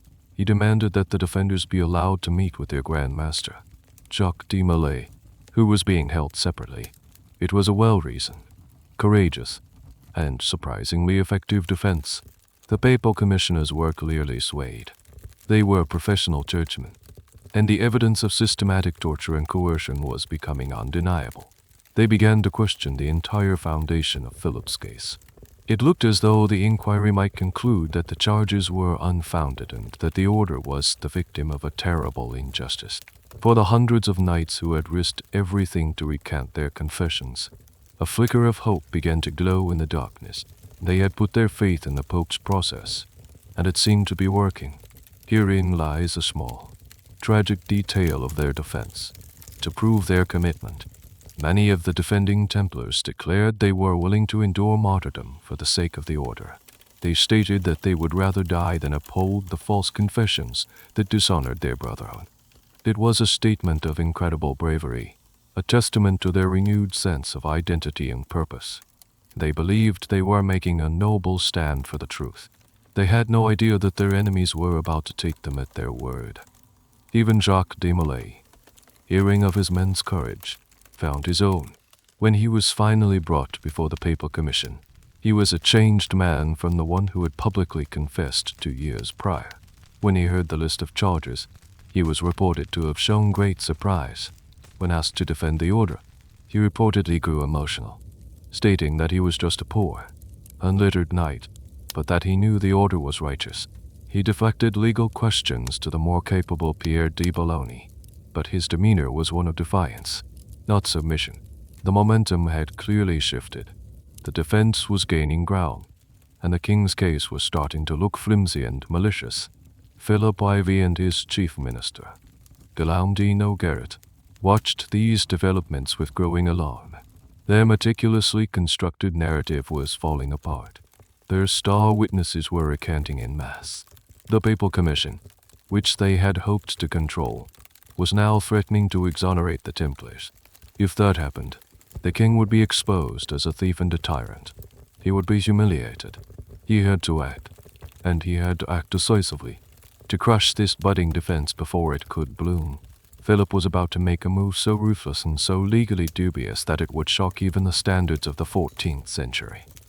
Just as hope began to dawn for the Templars, Philip IV demonstrated the true meaning of absolute power. He saw the Papal Commission leaning towards exoneration and knew he had to shatter the Templars' will to resist. Permanently, he couldn't directly attack the Pope's commission, but he found a legal loophole, a dark gray area he could exploit with brutal efficiency. His weapon of choice was a man named Philippe de Marigny, the newly appointed Archbishop of Sens. Marigny was a creature of the king, a royal appointee who owed his powerful position entirely to Philip's patronage. His brother, then Guérin de Marigny, was one of Philip's chief ministers. He was, in short, the king's man, wearing a bishop's mitre. The legal loophole was this: while the Papal Commission was investigating the charges against the order as a whole, The individual Templars were still under the jurisdiction of their local bishops for the crime of personal heresy. And what was the one crime in the medieval world that guaranteed a fiery death? Relapsing into heresy. A heretic who confessed and showed remorse could be reconciled with the church and given a penance, usually life in prison. But a heretic who confessed, then later recanted that confession, was deemed a relapsed heretic. For them, there was no mercy. The canonical punishment was death. This was Philip's checkmate move. The nearly 600 Templars who had bravely stepped forward to defend the order had all previously confessed under torture. By now recanting those confessions, they had, in the cold and forgiving logic of inquisitorial law, marked themselves as relapsed heretics. In May 1310, as the Papal Commission was still hearing testimony, Archbishop Marigny convened his own provincial council. He acted with breathtaking speed. He bypassed the slow, deliberate process of the papal inquiry. He summarily selected several dozen of the Templars, who were leading the defense effort, the most vocal, the most articulate, the ones organizing the others. These men were dragged from the prisons where they were being held for the papal hearing and brought before Marigny as counsel. There was no real trial. There was no chance to speak, no defense to be mounted. The proceedings were a grim formality. The knights were accused of being relapsed heretics. The evidence was their own bravery, their original forced confessions, and their recent, courageous retractions. The verdict was a foregone conclusion. On May 12, a horrific spectacle unfolded in a field outside the Porte Saint-Antoine in Paris. 54 Knights Templar were led to the stake. They were the heart of the defense movement. They were bound, and the pyres were lit. As the flames rose, they were offered one last chance to save themselves, reaffirm their original confessions. Faced with an agonizing death, not a single one of them did. They maintained their innocence and the purity of the order to the very end. Contemporary chroniclers reported that they bore their fate with such courage and composure that the crowd of onlookers was moved to great surprise and admiration. They died as martyrs, just as they had claimed they were willing to do. This single act of calculated brutality achieved exactly what Philip intended. It was a message, sent not just to the remaining Templars, but to the Papal Commission itself. The message was clear. I control who lives and who dies in my kingdom. Any Templar who dares to speak out will burn. The effect on the remaining defenders was immediate and devastating. The defense movement completely collapsed. When the Papal Commission reconvened, they were met with a wall of terrified silence. Knights who had been slated to testify now refused, sobbing that they feared being burned like their brothers, Pierre de Boulogne and Renaud de Provence, the two brave leaders of the defense, simply vanished from the historical record. They were almost certainly seized by the king's men and either thrown into a dungeon for the rest of their lives or quietly disposed of. The Papal Commissioners were horrified. They lodged a formal protest, but it was a weak and futile gesture. What could they do? The king had acted under the color of ecclesiastical law, through his own archbishop. They were powerless to stop him. The hearings sputtered to a halt.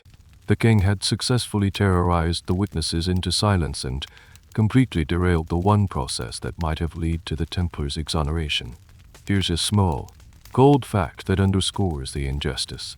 The Archbishop of Sens, Philippe de Marigny, had no legal jurisdiction over the Templars in Paris. Paris was its own diocese, under a different bishop. Marigny overstepped his authority, almost certainly on the king's direct order, to ensure the outcome Philip desired. It was a legal travesty wrapped in the robes of holy justice. The burning of the 54 knights was the point of no return. It was the moment that Philip's campaign of persecution turned into a slaughter. Any lingering hope that the truth would prevail was incinerated in those pyres. The remaining Templars across France reverted to their original, forced confessions, choosing a life in prison over an agonizing death. The king had won. All that remained was for the Pope to formalize the victory. With the defense movement brutally crushed and the Templars thoroughly terrorized into silence, the stage was set for the final act. The fate of the order itself still had to be decided, and that could only be done by a general council of the Church. Pope Clement V, His hand, now thoroughly forced by Philip, summoned the council to meet in the city of Vigny, located just south of Lyon in what was then a semi-independent territory. It began in October 1311. Imagine the scene. Hundreds of the most powerful churchmen in Christendom, cardinals, archbishops, bishops, and abbots gathered in the city's cathedral. They had come from all over Europe to deliberate on two major issues, planning a new crusade and dealing with the thorny problem of the Knights Templar. While the crusade was the official headliner, everyone knew the real drama was the Templar affair. The council was not the rubber stamp that King Philip had hoped for. When the assembled church fathers were presented with the evidence against the Templars, the stacks of forced confessions from France, many were deeply skeptical. A significant portion of the council, particularly the bishops from outside of France, from Italy, Spain, Germany, England, were not convinced of the order's guilt. They knew that in their own diocese, where torture had not been systematically applied, the Templars had been found innocent. They saw the French proceedings for what they were, a politically motivated persecution. A powerful faction within the council began to push back. They argued that it would be a gross injustice to condemn an entire religious order, one that had served the church faithfully for 2 centuries, without giving them a proper chance to defend themselves. They passed a motion demanding that the Templars be formally allowed to present a defense before the council. This was a direct challenge to the wishes of both the Pope and the King of France. This put Pope Clement in an impossible position. His council was defying him. For a moment, it seemed like the church might stand up to the French crown after all. The proceedings bogged down. Debates raged for months. Then, in March 1312, Philip IV decided to stop negotiating. He made a move of pure intimidation. He marched his army to the outskirts of Vigny. He didn't invade the city, but his message was loud and clear. He, along with his sons and his chief ministers, took up residence just outside the council, casting a long, threatening shadow over the proceedings. The king was no longer asking. He was demanding. This show of force completely changed the dynamic. The wavering bishops were intimidated. The opposition crumbled. The debate was no longer about justice. It was about political survival. Clement knew he had to find a way to dissolve the order to appease Philip. But he also knew he didn't have the legal grounds or the council's support to condemn them for heresy. So he devised a brilliant, if cowardly, legal sidestep. Here's the crucial, often misunderstood, point about the end of the Templars. The Council of Vigny never actually declared the Knights Templar to be heretics. They were never formally found guilty of the crimes they were accused of. Instead, Pope Clement used an executive order on March 22. He issued a papal bull, an official decree called Vox in Excelso. In this document, he announced his decision. He explicitly stated that, based on the evidence presented, he could not legally convict the order of heresy. However, he argued that the order's reputation had been so thoroughly tarnished by the scandal that so many people, largely thanks to Philip's propaganda, now believed them to be guilty, and that the affair had caused such a grave offense to the faith that the order could no longer serve its purpose. Therefore, he declared, not with a guilty verdict but with an inviolable and perpetual decree, that he was suppressing the order for the good of the church. It was a purely administrative decision. He was the judge handing down a sentence. He was a CEO dissolving a damaged subsidiary. He argued that to continue a long, drawn-out trial would only cause more scandal. It was a pragmatic, political solution designed to save face for everyone. It allowed Philip to get what he wanted, the end of the order, while allowing the Pope to technically avoid condemning them unjustly. This is a point that academic historians love to emphasize, because it's so different from the popular myth. The Templars were not officially condemned heretics. They were officially discontinued, obsolete, a public relations liability. A few weeks later, Clement issued another bull, Ad Providem, which dealt with the Templars' vast wealth. This had been Philip's goal all along. But, even here, the king didn't get everything he wanted. The Pope decreed that all of the Templars' lands and properties were to be transferred to their main rivals, the Knights Hospitaller, This was meant to keep the wealth dedicated to its original purpose, crusading. In practice, however, Philip still won. He charged the hospitals a colossal administration fee for the trouble of looking after the Templar assets for the past 5 years. He also saddled them with all of the Templars' supposed debts to the crown. In the end, Philip managed to strip a huge amount of value from the estates before they were ever handed over. He had smashed the piggy bank, and even if someone else got to keep the broken pieces, he had already pocketed most of the coins that had spilled out. The Council of Veni concluded. Philip had his victory. The Pope had avoided a complete rupture with the French crown, and the Knights Templar, as an institution, ceased to exist. All that was left was to deal with the Order's highest-ranking leaders, who were still languishing in prison, their fates left in the hands of the Pope. With the stroke of a pen, Pope Clement V had dissolved the Knights Templar. The papal bull Vox in Excelso was a masterpiece of legal ambiguity, a document that tried to close a bloody chapter without placing blame. It was a political fix, not a verdict. The order was gone, but the men who had defined its members were left in a state of legal limbo. The fate of the rank-and-file Templars varied greatly depending on where they lived. For the hundreds in Philip's prisons in France, the suppression of the order meant their sentences were confirmed. Those who had maintained their original forced confessions were generally sentenced to life in prison, left to rot away in monastic or royal dungeons. Those who had maintained their innocence from the start, if they had somehow survived, were often met with the same fate. The system had no mechanism for dealing with acquittal. It only processed guilt. Outside of France, the story was very different. In England, King Edward II, who was Philip's son-in-law, was initially reluctant to move against the Templars. He had a good relationship with them and expressed his belief at the charges. However, under intense pressure from both Philip and the Pope, he eventually arrested the English Templars, but the trials they were a far cry from the horror show in France. English law did not permit the use of torture in the same way. The knights stoutly maintained their innocence, and after a lengthy process, they were largely absolved. After the order's dissolution, most were sent to live out their days in other monasteries, given small pensions for their upkeep. In Spain and Portugal, the situation was even more favorable. The Iberian kings relied heavily on the military orders to fight the ongoing reconquista against the Moorish kingdoms. They had no interest in destroying a valuable military asset. In Portugal, King Denis I cleverly negotiated with the Pope. He essentially just changed the name of the order. The Knights Templar in Portugal became the Knights of Christ, keeping most of their properties, their structure, and their mission. This new order would go on to play a major role in Portugal's age of discovery. The sails of their ships were famously emblazoned with the Templars' Red Cross. The great wealth of the order, which was supposed to be transferred to the Knights Hospitaller, became a source of endless legal wrangling. As we saw, Philip siphoned off a huge amount in France. Other kings and local lords did the same, finding excuses to seize Templar lands and properties for themselves. The hospitals spent decades and a fortune in legal fees trying to claim their inheritance.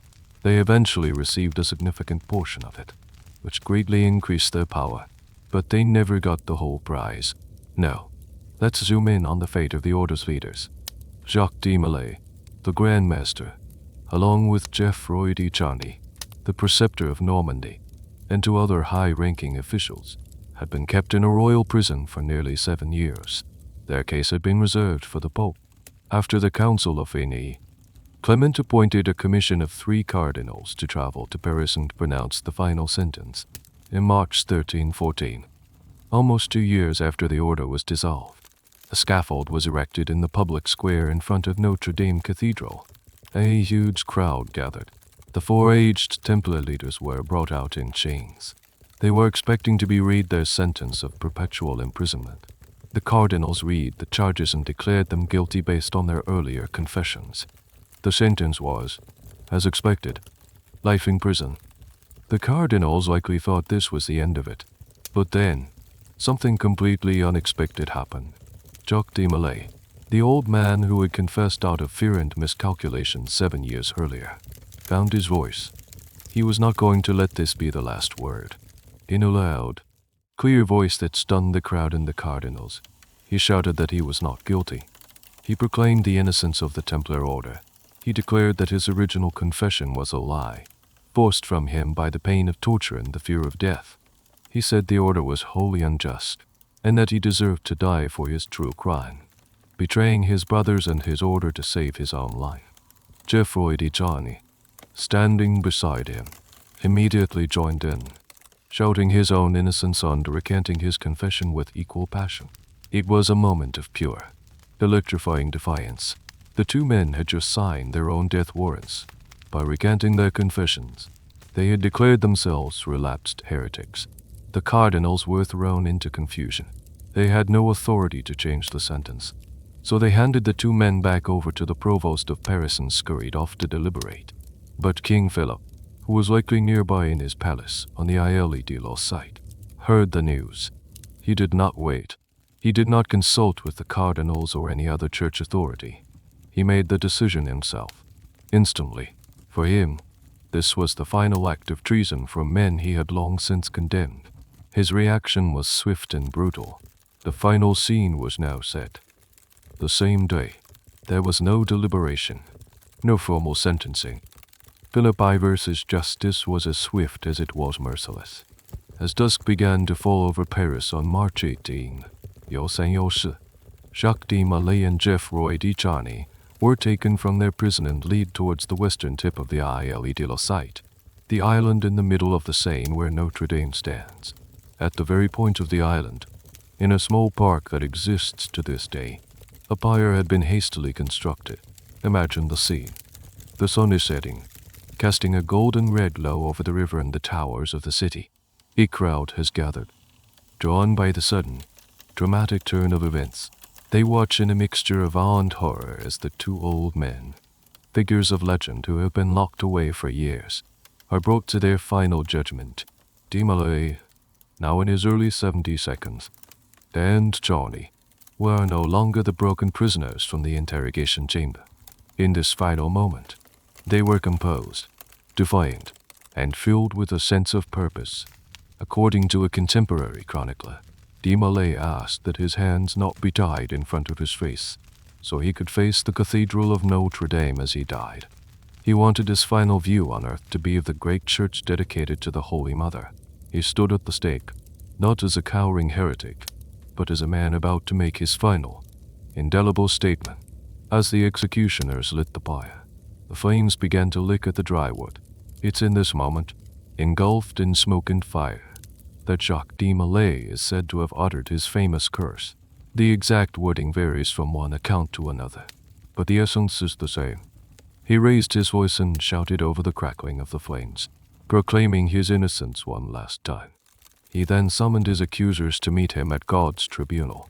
Pope Clement, he cried, King Philip, Guillaume de Noguert, within a year and a day, I summon you to appear before the judgment seat of God to receive your just punishment. Cursed, cursed, you shall all be cursed to the 13th generation. Whether he actually spoke these exact words is a matter of historical debate. It's the kind of dramatic detail that storytellers love, and it might have been embellished after the fact. But what happened next is not a matter of debate. It's a matter of record, and it's what cemented the legend of the curse in the popular imagination for all time. The first to die was Pope Clement V.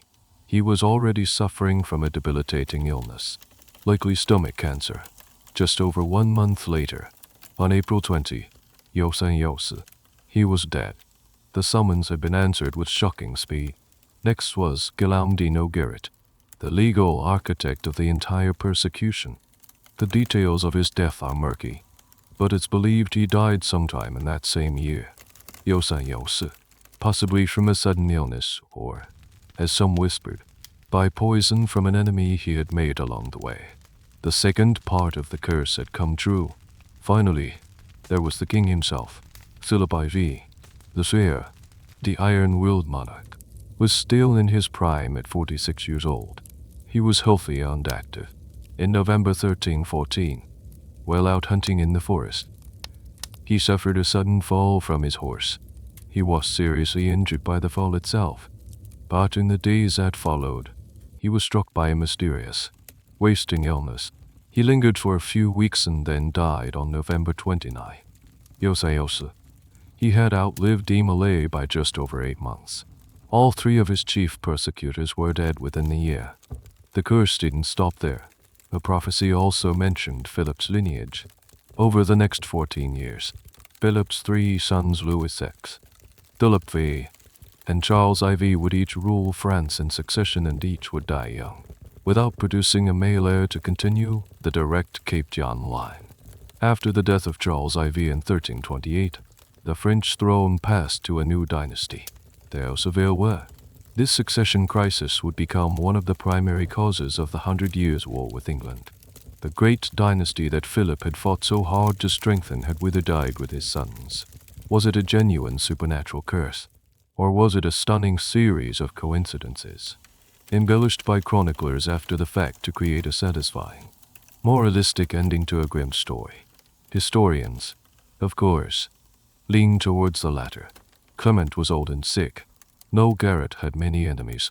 Hunting accidents and sudden illnesses were common. But for the people of 14th century France, the message was clear. God had rendered his verdict. The Templars had been vindicated from beyond the grave. The image of Malay, defiant in the flames, issuing his prophetic curse, became the enduring symbol of the Templars' fall.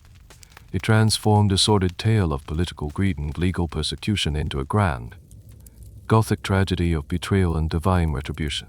The king had won the battle, but in the court of public opinion and legend, the martyred Grand Master had won the war. After the fires on the Île de la Cité had died down and the last of the Templars had been either imprisoned or absorbed into other orders, one tantalizing question remained. A question that would echo through the centuries and launch 1,000 treasure hunts. What happened to the money? When Philip's agents had first stormed the Templar preceptories, especially the great Paris temple, they had been expecting to find chests overflowing with gold and silver. They found some, of course, but nowhere near the colossal sums they had anticipated. The legendary treasure of the Templars, the vast liquid wealth that supposedly propped up the thrones of Europe, seemed to have vanished into thin air. So, where did it go?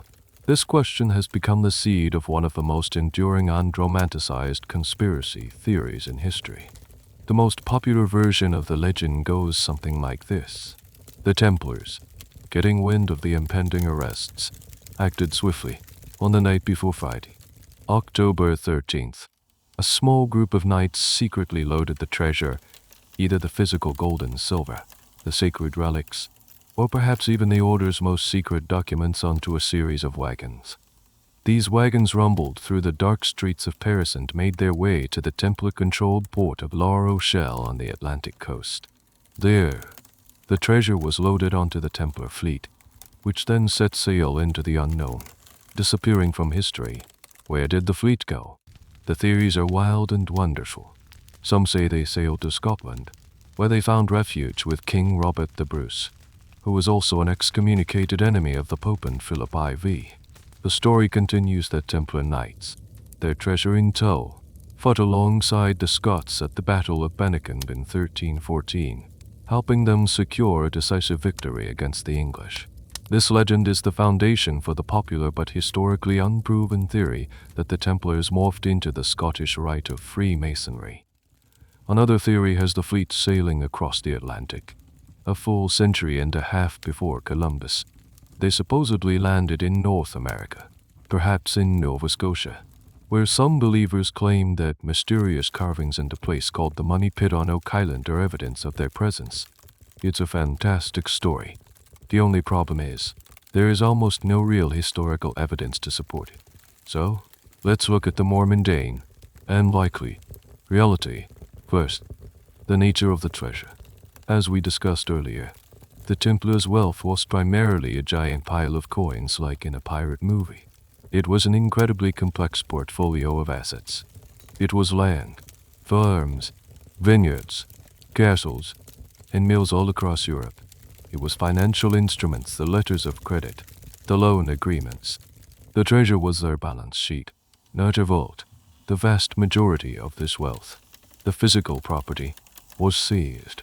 It was inventoried by Philip's men and eventually, at least on paper, transferred to the hospitals. There was no single, portable treasure to spirit away. Second, what about the cash and precious metals they did have? It's highly probable that there was no grand, centralized hoard. The money was likely distributed throughout their network of preceptories to fund local operations. When these were seized, the cash was seized with them. Philip was disappointed by the amount, not because it was missing, but because his expectations were inflated. He was hoping for a mountain of gold, and what he got was the working capital of a large corporation. But here's a detail that keeps the legend alive. Contemporary accounts do mention that on the eve of the arrests, the Visitor General of the French Templars, a man named Hugues de Béraud, was seen leaving the Paris temple with several wagons drawn by 50 horses. What was in those wagons? Was it the treasure? Or was it, as some historians suggest, something more practical, like the order's archives and records, being moved to a safer location? We'll never know for sure, and that uncertainty is where treasure hunters' dreams are born. The most plausible explanation for the missing treasure is that it never really existed in the way the legends describe. The idea of a lost Templar hoard is a romantic myth, born from Philip's own disappointment and the public's fascination with the order. It's a story that's far more exciting than the complex reality of medieval finance and property law. Historians continue to debate the details. Was there a last-minute flight of some assets from Paris? Almost certain. A smart organization would try to save its most important records and some emergency funds. Did the entire Templar fleet vanish with the king's ransom? Almost certainly not. The fleet was likely made up of individual ships scattered across different ports, and most were probably seized or accounted for over time. The lost treasure is a testament to our desire for history to be mysterious and for the good guys, or at least the victims, to have outsmarted the villain in the end. It's a comforting thought that somewhere, somehow, Philip didn't get it all. With the order officially dissolved and its leaders executed, what became of the thousands of other Templar brothers? The historical record is, frustratingly, a patchwork. Their fates were as varied as the lands in which they lived. The institution was dead, but the men, the carriers of its traditions and secrets, survived, and in their survival, new legends were born. As we've seen, in France, the outlook was grim. Life in a medieval prison was often a death sentence in itself. Many of the knights who were sentenced to perpetual imprisonment would have died from disease, malnutrition, or neglect within a few years. They disappeared into the oubliettes of history, their stories ending in forgotten cells. But outside of France, the picture was brighter. In England, Spain, and Germany, where the knights were largely acquitted, they were retired. They were sent to live in other monasteries or were given small pensions and allowed to merge back into secular life. Imagine being a 40-year-old man who had known nothing but the strict, communal life of the order since you were a teenager. Suddenly, you're on your own, a man without a mission, a soldier without a war. Many likely lived out quiet, anonymous lives. The most famous and well-documented survival was in Portugal, with the creation of the Order of Christ. This was a secret society. It was a public, state-sponsored continuation. They kept the Templar cross, many of the same properties, and the crusading ethos. This provides a clear, verifiable lineage for at least one branch of the Templar tree. But it's the unverified, secret lineages that have captured the public imagination. The most pervasive and powerful of these is the link between the Knights Templar and the Freemasons. The theory, in its most common form, goes like this. After the Templars fled to Scotland with their treasure, they went underground. They preserved their secret rituals, their hierarchical structure, and their esoteric knowledge. Over the centuries, this secret society of warrior philosophers gradually evolved, eventually re-emerging into the public eye in the early 18th century as the Freemasons. Many Masonic lodges today have degrees and rituals with names like Knight Templar or Knight of the Red Cross, and they draw heavily on the symbolism and story of the medieval order. It's a compelling narrative of secret survival and ancient wisdom passed down through the ages. So, is it true? The short answer, according to virtually all mainstream historians, is no. There is no direct, credible historical evidence connecting the 14th century Knights Templar to the 18th century Freemasons. There's a 400-year gap in the timeline with no connecting documents, no verifiable links. Most scholars believe that the Freemasons, who emerged during the Enlightenment, were fascinated by the Templar legend, the secrecy, the accusations of esoteric knowledge, the unjust persecution, and they adopted the Templar story as a foundational myth for their own fraternity. It was a romantic, symbolic adoption, not a direct, unbroken lineage.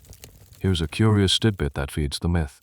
The Ruskin Chapel in Scotland, this stunningly ornate 15th century chapel, not far from Edinburgh, is covered in intricate carvings. Some of these carvings depict figures and symbols corn, aloe vera that believers claim represent pre-Columbian contact with the Americas, knowledge brought by the fugitive Templars. The chapel has become a pilgrimage site for those who believe it's a stone library of Templar secrets. Again, academic historians are highly skeptical, pointing out that the carvings can be interpreted in many ways and that the chapel's connection to the Templars is based on speculation, not hard evidence. Despite the lack of proof, the debate about a secret survival rages on, particularly in non-academic circles. Was there a clandestine Templar order that continued in secret? It's not entirely impossible. Small groups of ex-Templars might have banded together, preserving some of their traditions out of a sense of brotherhood. But the idea of a grand, organized, international secret society carrying on the Templar mission is almost certainly a myth. The real survival of the Templars was in secret underground societies. It was in the stories that were told about them. They became a powerful symbol, depending on who was telling the story. They could be anything: martyred Christian heroes, the founders of modern banking, the guardians of ancient mystical secrets, the precursors to the Freemasons, or victims of the first great clash between church and state. They became a blank screen onto which people could project their own ideas about power, secrecy, and faith. The organization was destroyed, but the idea of the Templars proved to be indestructible. It escaped the flames of the pyre and took on a life of its own, becoming far more powerful and enduring in legend than it ever was in reality. Of all the legends that have attached themselves to the Templars like barnacles to a ship, none is more romantic or more persistent than their connection to the Holy Grail. The image of the pious knight, protector of sacred relics, is a powerful one. It's the version of the Templars we see in countless books and movies. They weren't just bankers and soldiers. They were the secret guardians of the cup of Christ, or perhaps even the bloodline of Jesus himself. Let's trace this legend back. Where did it actually come from? The first thing to know is that during the time the Templars actually existed, there was no connection made between them and the Grail. The contemporary chroniclers, their supporters, and even their enemies never mention it. The Templars were praised for protecting pilgrims and criticized for their wealth and arrogance, but no one associated them with the quest for mythical artifacts. The story of the Holy Grail itself predates the Templars' downfall. It burst into European literature in the late 12th and early 13th centuries, with poets like Chrétien Roys and Wolfram von Eschenbach. In these epic chivalric romances, it's the knights of King Arthur's Round Table Galahad, Percival, boors who seek the Grail. It's a literary quest, a story about spiritual purity and chivalric virtue. The Templars don't feature in these original tales, so when did the two stories merge? The link seems to have been forged much later, primarily in the 18th and 19th centuries by Romanicists, esoteric writers, and early conspiracy theorists. It was a retroactive connection, a creative blending of two of the most potent medieval legends. Writers looked at the Templars a real-life order of mysterious, powerful knights, and they looked at the Grail quest a mythical story of secret, holy knowledge, and they decided they must be connected. It just made for a better story. The theory gained massive traction in popular culture. People started looking for proof. They pointed to the Templars' original headquarters on the Temple Mount in Jerusalem. If they were secretly excavating there for 9 years, what might they have found? The Ark of the Covenant, the Holy Grail. There's no evidence they were digging for anything. But the lack of evidence became, for believers, a kind of evidence in itself, proof of how secret their mission truly was. Another piece of evidence often cited is Wolfram von Eschenbach's great epic poem, Parzival. In his version of the story, the Grail is not a cup, but a miraculous stone, and it is guarded not by Arthur's knights, but by a special order of knights called the Temple is in. To a modern ear, Temple is in sounds an awful lot like Templar. This is often held up as the smoking gun, the medieval thing. However, historians pour cold water on this idea. The scholarly consensus is that Wolfram likely invented the term Temple is in as a poetic nod to the real-life Templars, who were at the height of their fame when he was writing. He was using their prestigious image to add a layer of realism and piety to his fictional Grail keepers. He wasn't revealing a hidden truth. He was borrowing a cool name. It's like a modern movie using a SCAL-6 type of unit for a fictional mission. It lends an air of authenticity, but it doesn't mean the story is a documentary. Here's a small, weird detail from the historical record that gets twisted into the Grail legend: the charge of worshipping a head. Baphomet. Some Grail theorists have made a leap of logic, suggesting that this head was not a demonic idol, but a secret code for the Grail itself. Or perhaps it was a relic associated with the Grail, like the head of John the Baptist. It's an ingenious attempt to turn one of the most damning accusations against the Templars into proof of their secret. Holy mission. It's a classic conspiracy theory technique, reinterpreting hostile evidence as confirmation of your belief. So if the Templars weren't guarding the Holy Grail, were they guarding anything? Yes, they were. They were the guardians of numerous legitimate and very valuable holy relics. This was a common practice for powerful churches and orders. The Paris Temple, for example, was known to possess a fragment of the true cross and pieces of the crown of thorns. These were objects of immense religious and monetary value. The Templars' role as protectors of these real relics likely contributed to the later, more fantastical stories about them guarding the mythical ones. The question of whether the Templars guarded some great, secret knowledge is something that historians still cautiously debate, but not in the way the novelists do. The debate isn't about the bloodline of Christ. It's about whether they possessed unique knowledge of architecture, geometry learned from their time in the Middle East, or advanced financial techniques. Did they have a secret library of texts that were lost when the order was destroyed? It's possible. The loss of the Templar archives is a genuine historical tragedy, but it was more likely a loss of account books and legal charters than lost gospels or treasure maps. The Templar Grail connection is a beautiful, enduring myth. It speaks to a deep human longing for mystery, for secret knowledge, and for the idea that a noble order might have preserved something pure in a corrupt world. It makes for a thrilling story, but it is, almost certainly, just that, a story. The real history of the Templars is arguably more compelling. A story not of myth and magic, but of faith, power, greed, and the brutal collision of a medieval institution with the birth of the modern nation-state. So here we are, at the end of our journey. We've seen the poor knights rise from the dust of the Holy Land to become a global superpower. We've walked the halls of their secretive preceptor IES, witnessed their financial genius, and stood in the shadow of their imposing Paris Temple. We've met the cold, ambitious king who coveted their wealth and the cornered pope who was powerless to save them.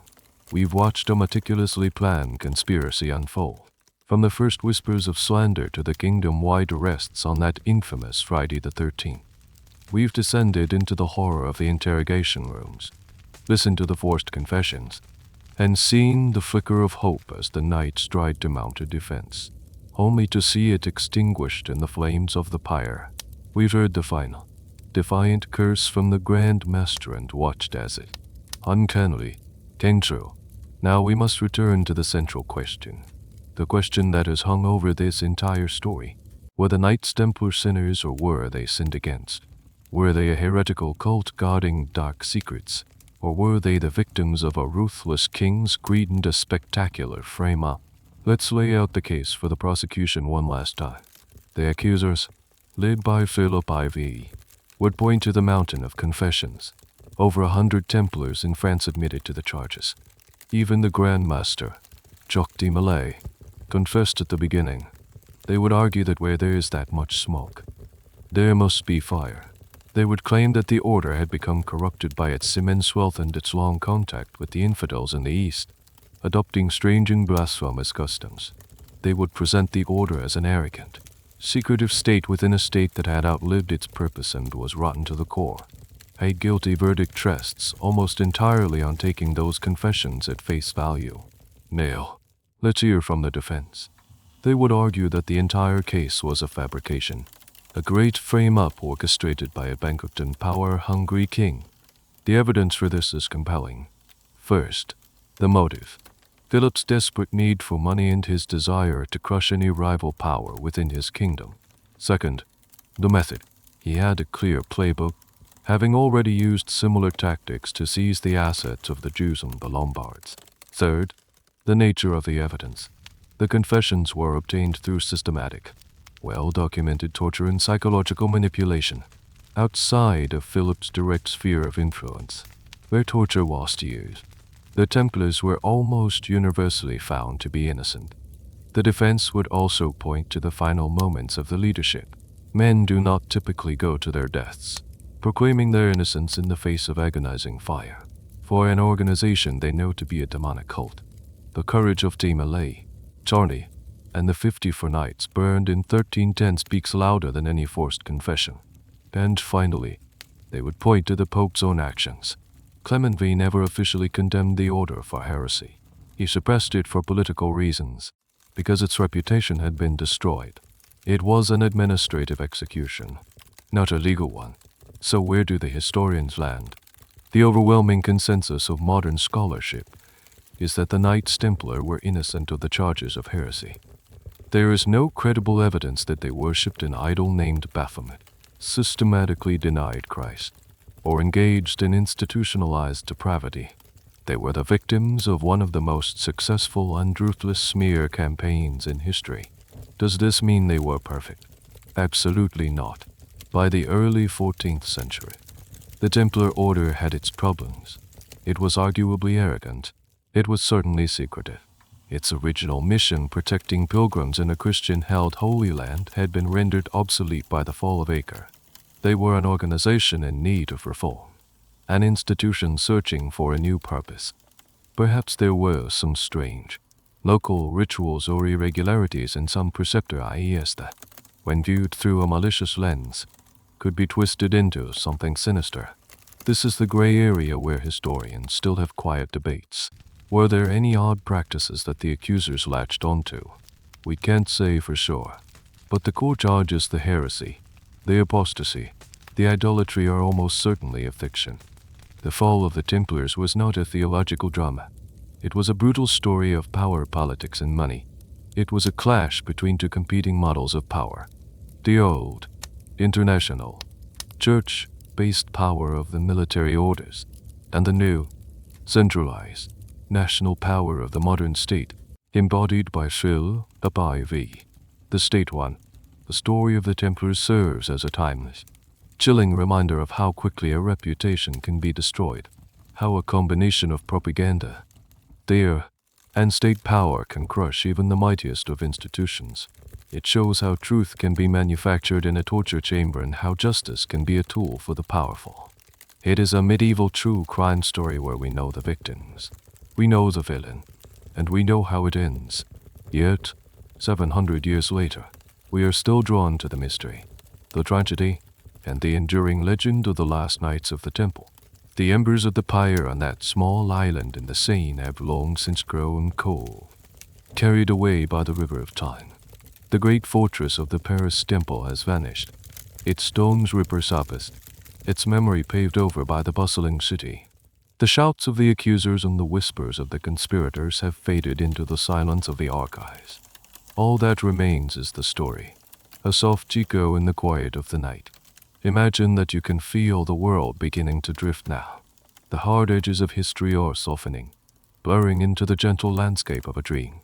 You can let go of the names and the dates, the kings and the popes. Let them float away like smoke. All that matters now is the feeling of stillness, the peaceful dark that follows the end of a long tale. The conflicts have been resolved. The struggles are over. The knights are at rest. The king has met his judgment. The world has moved on, turning slowly, quietly, towards the dawn. There is nothing more to figure out, nothing left to solve. The mystery has been laid to rest for the night.